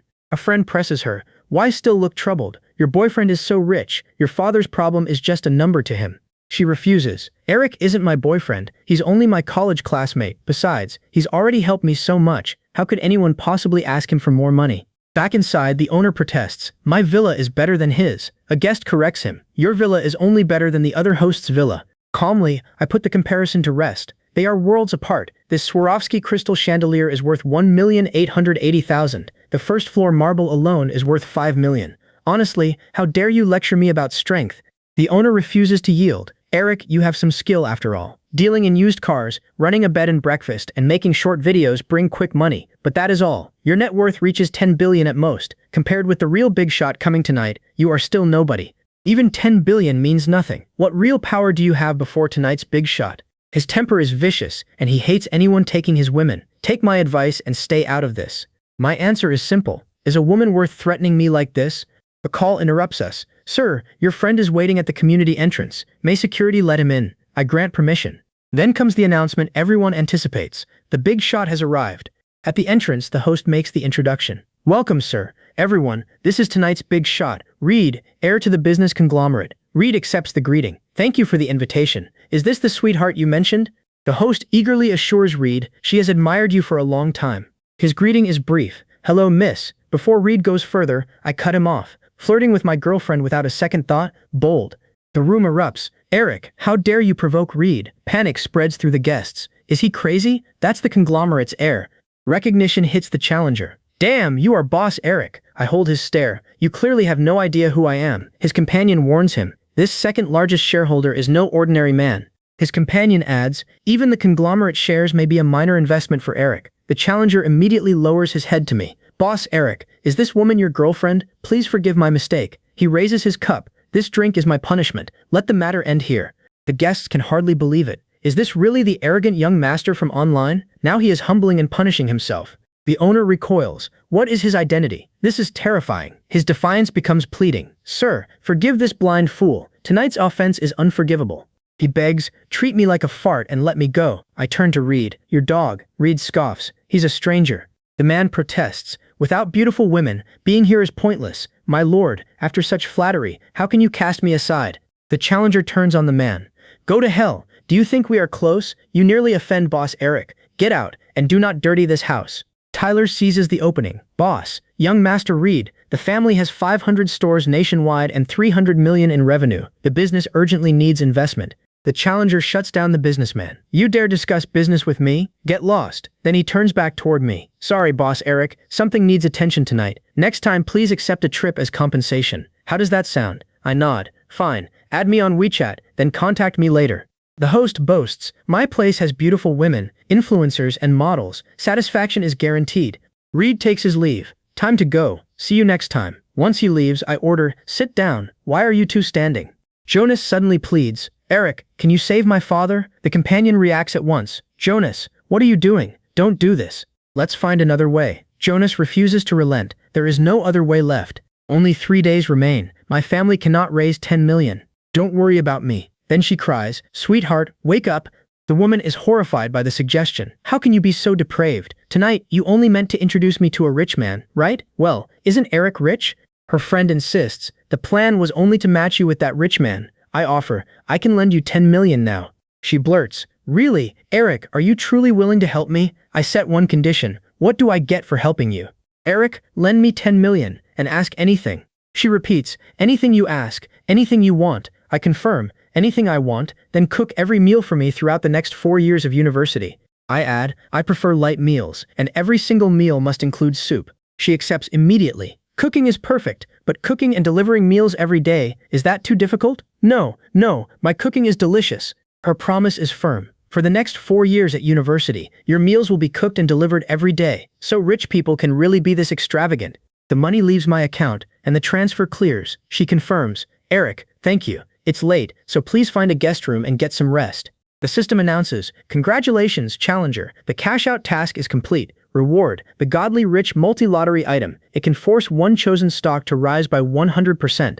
The system adds, this is a one-use item, and it's an incredibly powerful tool. Money has practically come straight to my door. Suddenly, someone kneels outside, and my voice carries through the room. I'm coming. A woman enters my room. Why did you come in here? Her reason is simple. Sleeping alone frightens me. I point her elsewhere. Then go find Jonas. She refuses. Your actions just now nearly killed you, and Jonas is already asleep. Disturbing him would be heartless. You were incredible just now. You pinned me down in one move. She presses on. But you hurt me. Can you rub it? My answer is firm. Go out. I need to rest. She huffs. Then let me massage you. She boasts. My technique is excellent, but I repeat, go out. Instead of leaving, she exposes her grievance. Why does everyone like your companion while nobody likes me? In men's eyes, is a woman who looks like me cheap and lowly?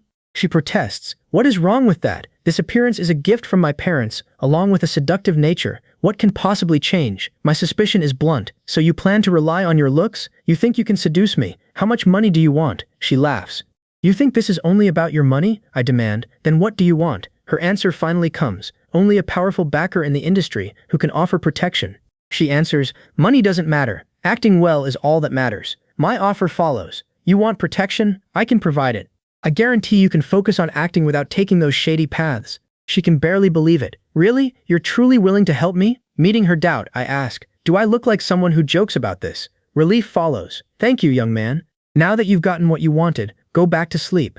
In class, our professor begins, welcome. Your 29-year-old business professor holds a doctorate and serves as a Fortune 500 executive. A classmate gasps. My father couldn't reach that position in 10 years. The professor checks him. Class is underway. Don't interrupt. Then comes a question. Whose family runs a business? Please raise your hand.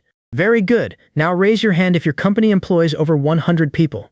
Governing a great country is like cooking a small fish, and companies are no different. A large workforce depends on systems, not individuals. Even during class, that tiny business won't leave me alone.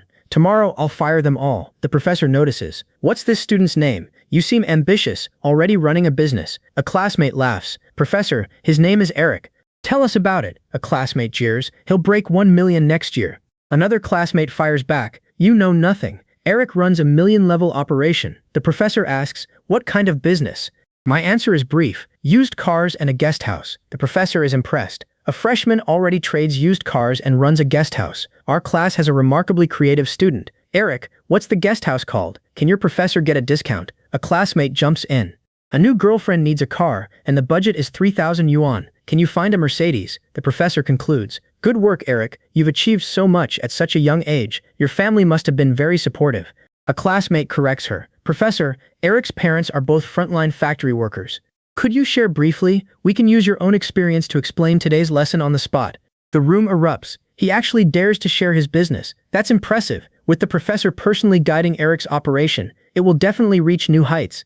My admission is blunt. Professor, I don't really know how the business is doing right now. The class turns suspicious. He doesn't even know his own business. Is he deliberately hiding something? What's the used car inventory and gross profit per vehicle? My answer is, no idea. She continues, and the guest house? How many rooms? What's the occupancy rate? Again, no answer comes. You know nothing. Someone scoffs. This is just bragging. You know nothing. One classmate protests. He earns plenty and spends hundreds of thousands at a time. Another laughs. Come on. Everyone knows the men in your dorm all share one pair of pants. The professor restores order. Class, don't doubt Eric. His entrepreneurial experience is real. A skeptic immediately challenges her. Then how do you explain his complete ignorance?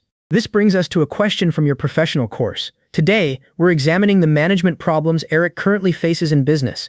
A classmate agrees eagerly. Teacher, you're right. Eric's venture is clearly still stuck in extensive management. The teacher lays out the verdict before the entire class. Extensive management means an entrepreneur works alone. When one person shoulders every task, limited personal ability inevitably creates management flaws. Eric starts a business during freshman year, which certainly takes courage. Luck and hard work may produce profits for a while, but this management style remains unsustainable. The criticism sharpens. Human energy is finite, and luck has limits. A student turns toward the teacher. Does that mean Eric's business will fail? The teacher faces me. Since everyone worries about your business, Eric, listen to my advice and avoid possible unnecessary losses. Calmly, I answer, thank you, teacher, but I don't need your guidance. A classmate scoffs. Refusing guidance from a renowned teacher takes unbelievable confidence. Stop helping him, teacher. Let him suffer the consequences of his own actions. The teacher presses me. New student, do you intend to keep operating in complete darkness? Keeping composed, I explain. Teacher, top professional managers already run my company and handle its management. I add, all I need to do is wait. Laughter cuts across me. Profit-sharing professional managers. Eric, you really know how to talk. That tiny business supposedly has professional managers now. What a fearless boast. The room erupts as the classmate keeps laughing at the claim. The ridicule spreads through the room. A professional manager? That's hilarious. Another classmate mutters, this guy is probably making it up. A visitor enters, and the teacher halts him. Excuse me, who are you? The man answers, the general manager of a BMW dealership. The class erupts. Someone here comes from a family rich enough to own that place. He quickly corrects them. Sorry for disturbing the class. Our boss's car has been under repair since yesterday. The work is finished, and delivery is scheduled today. The boss's phone is switched off, so a visit to the classroom becomes necessary. That is the reason for this interruption. Shock sweeps the classroom. Someone here actually owns a BMW dealership. Another student demands, who is it, and why stay silent when raising a hand in front of everyone? The manager turns directly to me. Mr. Eric, the Golf has now been repaired after yesterday's drop-off, and full maintenance is also complete. The laughter dies away. Eric isn't bragging, he really is the boss after all. The teacher snaps, who allowed you inside? The teacher rebukes him. This interruption is disturbing the entire class. The manager bows immediately. Please accept the apology. Leaving now. Another visitor appears at the classroom door. The escort explains, Teacher, apologies for the interruption. This is BYD Group's legal representative. The newcomer introduces himself formally. Jonas, from BYD Group's legal department. The teacher allows him to continue. A recent shareholding change requires the major shareholder's signature to confirm this transaction. Nearly 10 billion is involved. With firm emphasis, Jonas states, the boss must sign personally. The staggering figure shakes the class. A 10 billion transaction involving BYD Group, the domestic new energy giant. The teacher demands, who is your major shareholder? Jonas points to me. Eric is our major shareholder. The class stiffens in collective disbelief. Then his professional managers are real after all. Turning aside, Jonas orders, bring Mr. Eric's documents at once. I refuse. Don't bring me trifles again. Without hesitation, I make the boundary clear. The group CEO has full authority to handle everything. Act accordingly. A classmate freezes. That transaction involves 10 billion. The class reels. He's BYD's major shareholder. The teacher regains composure. No problem. Corporate management is this class's subject. Another voice reacts. A doctorate is not merely about being rich. Just who exactly is Eric after everything happening here? The confusion deepens around the classroom. Ryan arrives. The teacher greets the director, and he explains, just here to see someone. The teacher silences everyone. After the room settles, Ryan announces, Eric, representatives from the hotel group absolutely insist on seeing you right now. The teacher declares, class dismissed. Ryan takes control. This classroom is temporarily requisitioned. Pack your things and leave. Outside, a student corners Ryan. You mentioned the hotel group, director. Why do its people want to see Eric so urgently? A classmate proposes, we'll eavesdrop at the door and find out. Inside, the teacher explains, the classroom is needed for a meeting with the hotel group.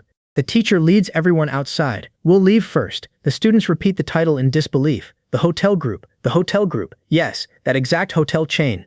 Turning on the business teacher, Ryan declares, you teach business management. You should know why they came. They're here to see Eric directly. Then Ryan reveals, Eric is the true owner behind the hotel group. The teacher stares. The true owner. Before the stunned class, Ryan adds another blow. Not only that, Eric is also the business conglomerate's second largest shareholder. The revelations keep coming. Recently, Eric also purchases half of BYD Group's shares. Whatever the students expect, this entirely exceeds it. At the doorway, the eavesdroppers repeat Ryan's revelation. Ryan definitely calls Eric the owner behind the hotel group. Another student confirms every detail. He is also the business conglomerate's second largest shareholder, with half of BYD Group's shares now under his control. The class erupts outside. Good heavens, someone this powerful is actually our classmate right here. One student immediately boasts, being classmates with a major boss is worth bragging about. Inside, a representative approaches me. Boss, please examine this document. The situation is urgent. I frown. You've already disrupted my class. The representative apologizes, then warns. The situation is truly serious. An American consortium is targeting our hotel group. My secretary confirms, since you fully acquired the group, they have grown restless and already begun acting. I ask, what do they want? They want to force you to sell Hilton. Otherwise, they keep targeting its listed companies. I scoff. Those Wall Street foxes dare wage financial war? Their president declares, as noble Americans, they will not allow a Chinese owner to control their companies. They think one financial consortium lets them compete with me. Do they deserve that? They are only a century-old consortium. You bring me a century of history? If that mattered, the Qing dynasty would never have fallen. My secretary wonders, then what should we do? Simple. They are shorting, right? We go long and fight them. The executives object. Boss, that won't work. Another executive backs him. They released negative news about our company in advance. The market isn't optimistic about us now. An executive steps forward. Boss, we should negotiate instead of seeking new jobs. Leaving now won't stop the attack on our company. I turn to him. How exactly do we negotiate? He answers. The opposing president has two demands for you. First, boss, sell 51% of your group shares. That forced sacrifice is nothing compared with losing far more shares during the losses of a bankruptcy reorganization. Second, the opposing president wants to buy your villa, Kyoto Manor, directly from you for himself. He offers $50 million and considers the sale an honor for you. I stare him down. Are you finished with this proposal? He nods. Yes, boss. Very good, I tell him. You're fired. Shock spreads through the office. What? You fired the CEO? Boss, our group is under attack right now.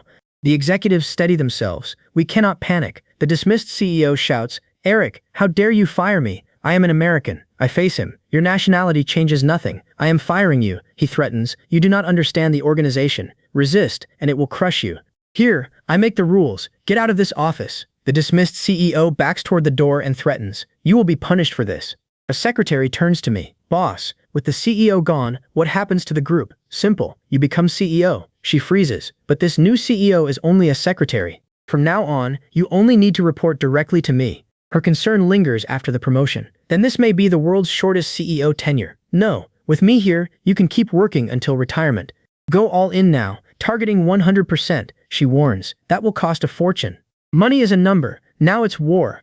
Throw in every reserve. She hesitates over the order. Boss, do you confirm? Use the long position. The confirmation follows. Confirmed. Elsewhere, a news flash erupts. Hilton's stock price is surging, jumping $150 per share. A cornered executive begs another businessman, Sir, please let me go. The frightened executive starts. There is an old Chinese proverb that fits this situation. Then his confidence slips. Chinese is not one of my strong languages. Could this be expressed in English instead? Learn Chinese if you cannot speak it. Nobody will tolerate you. I finally offer, you may go, but only on one condition. He recoils. Mr. Eric, you said you would bankrupt Goldman Sachs? That cannot happen. Its president is my cousin, my brother, my relative. I also hold criminal records on that president. Either you prove capable and take the job, or he proves capable and takes it. I'll give you exactly 10 seconds to consider your choice. You have my trust. Even if he is family, justice comes first, and he must be eliminated. Elsewhere, the besieged president demands, can anyone explain what is happening? Who is behind this? An investigator reports, Mr. President, our investigation shows this mysterious fund comes from Eric, the man behind Hilton. The president reels at the identity. How can the man behind Hilton possibly own a winery too? His analyst reveals the crushing imbalance. Their available funds for shorting this stock are twice the amount we can deploy. The report links Hilton and Goldman Sachs. $30 billion is spent. Today is settlement day. The president asks, how much will buying back cost us? The analyst calculates, at the current market price, we will lose at least $10 billion. Another employee bursts in. Mr. President, disaster. The Mellon Group is shorting Goldman Sachs. A reporter confronts the Mellon chairman. Why short Goldman Sachs? The president there is reportedly your cousin. Please watch your words carefully. That man is only a distant cousin, and there is no good relationship between us. He acts recklessly, commits illegal acts, and must be punished for them under the law without exception. As a responsible American entrepreneur, taking action against him is an obligation. His conduct cannot be tolerated, and punishment must come immediately. Back at Goldman Sachs, an employee warns the president, if the stock price falls any further, the entire group will go bankrupt. What are you doing? Everyone, stop this, the president pleads. A staff member turns to a colleague. You did excellent work. A promotion is coming. The staff member orders, everyone, don't handle him yourselves. Let the investors downstairs come in and deal with the boss. Security answers, they are already inside. They are rushing toward the president's office. A breaking report follows. Goldman Sachs' CEO is attacked inside his office and pushed from the 70th floor by furious investors. He dies instantly. Back at the dorm, a student laughs loudly. Hilton's counterattack succeeds. Goldman Sachs is going bankrupt. I shrug. Why celebrate another company's profits? Did you buy stock in my hotel group? The student admits, no. What's this about? A roommate explains. A dorm mate profited from stocks and is treating the dorm to dinner. How much did he make? A roommate blinks at the offer and asks, start celebrating over 2 or 300? Another corrects him. 2 or 3 million. There's nothing worth celebrating about 2 or 300. You guys have such a tiny mindset. You've truly never seen any of the wider world. He proudly shows his earnings. Look at me. I made over 130,000. The boast earns mocking laughter. Only 130,000? That's nothing. Another roommate stares in wonder. Our dorm has actually produced a real tycoon among us now. Next time, your name will definitely appear on the Outstanding Asian Youths list. A roommate raises the stakes. Our fourth brother is also a tycoon. He even offers us Apple computers, but we reject every one. Really? I cut in. Second brother, I never say I'm giving away any Apple computers. Everyone bursts into laughter. We can only afford hot pot in this dorm. How much money could we possibly have? Giving away computers is hilarious. Are you Mr. Eric? A worker asks. I confirm. Yes, I'm Eric. The delivery worker greets me. Hello, Mr. Eric. We're from Sam's Logistics. Your appliances have arrived, and the installation technician will set them up immediately. As everything comes in, a roommate notices the refrigerator and gasps, wow, this refrigerator actually costs more than 20,000 yuan by itself. This washer-dryer set costs 40,000 yuan. With so many appliances in dorm 511, aren't you worried about the electricity bill? Eric just prepays 10,000 yuan for electricity. Enough for 4 years. A worker asks, which one is Eric? I confirm, that's me, he continues. Company policy requires valuable items to be unpacked and inspected. I hand over the inspection. Second brother, please unpack them. I'm busy right now. He opens one and shouts, holy crap, Alienware laptops. The worker warns. He orders 4 at once, so check every one. Each top-of-the-line laptop costs 50,000 yuan. Any problem would be impossible for me to cover. I urge him, hurry and sign for them. The colors are identical, so all 4 of us use white. Identical white laptops leave no choice. A stunned student blurts, spending 200,000 yuan on 4 top-of-the-line Alienware laptops for roommates is impossible. Is this the counselor's idea? Let me change dorms. If that fails, let me change majors. Put me in the same class as Eric. Facing the boaster, I scoff. You make 130,000 yuan and already show off over it. You're like a tadpole with a frog tattooed on its body. What are you laughing at? The system announces. The prop is exhausted. Settling the account now. Please wait. Settlement successful. The result follows. The challenger's profit from this prop use is 31,376,692,185 US dollars, more than $31 billion, and convertible into 215.4 billion coins. Because of the huge amount, the system orders, the host must provide 5 bank card numbers for storing the funds. That means 5 cards are now required from me. This system is so inaccurate, it answers. Operation in progress. Please wait patiently. The system announces, congratulations to the challenger for completing the side quest, turning adversity into opportunity. The total draws one thought from me. Not bad. This single transaction puts me among the world's 50 richest people.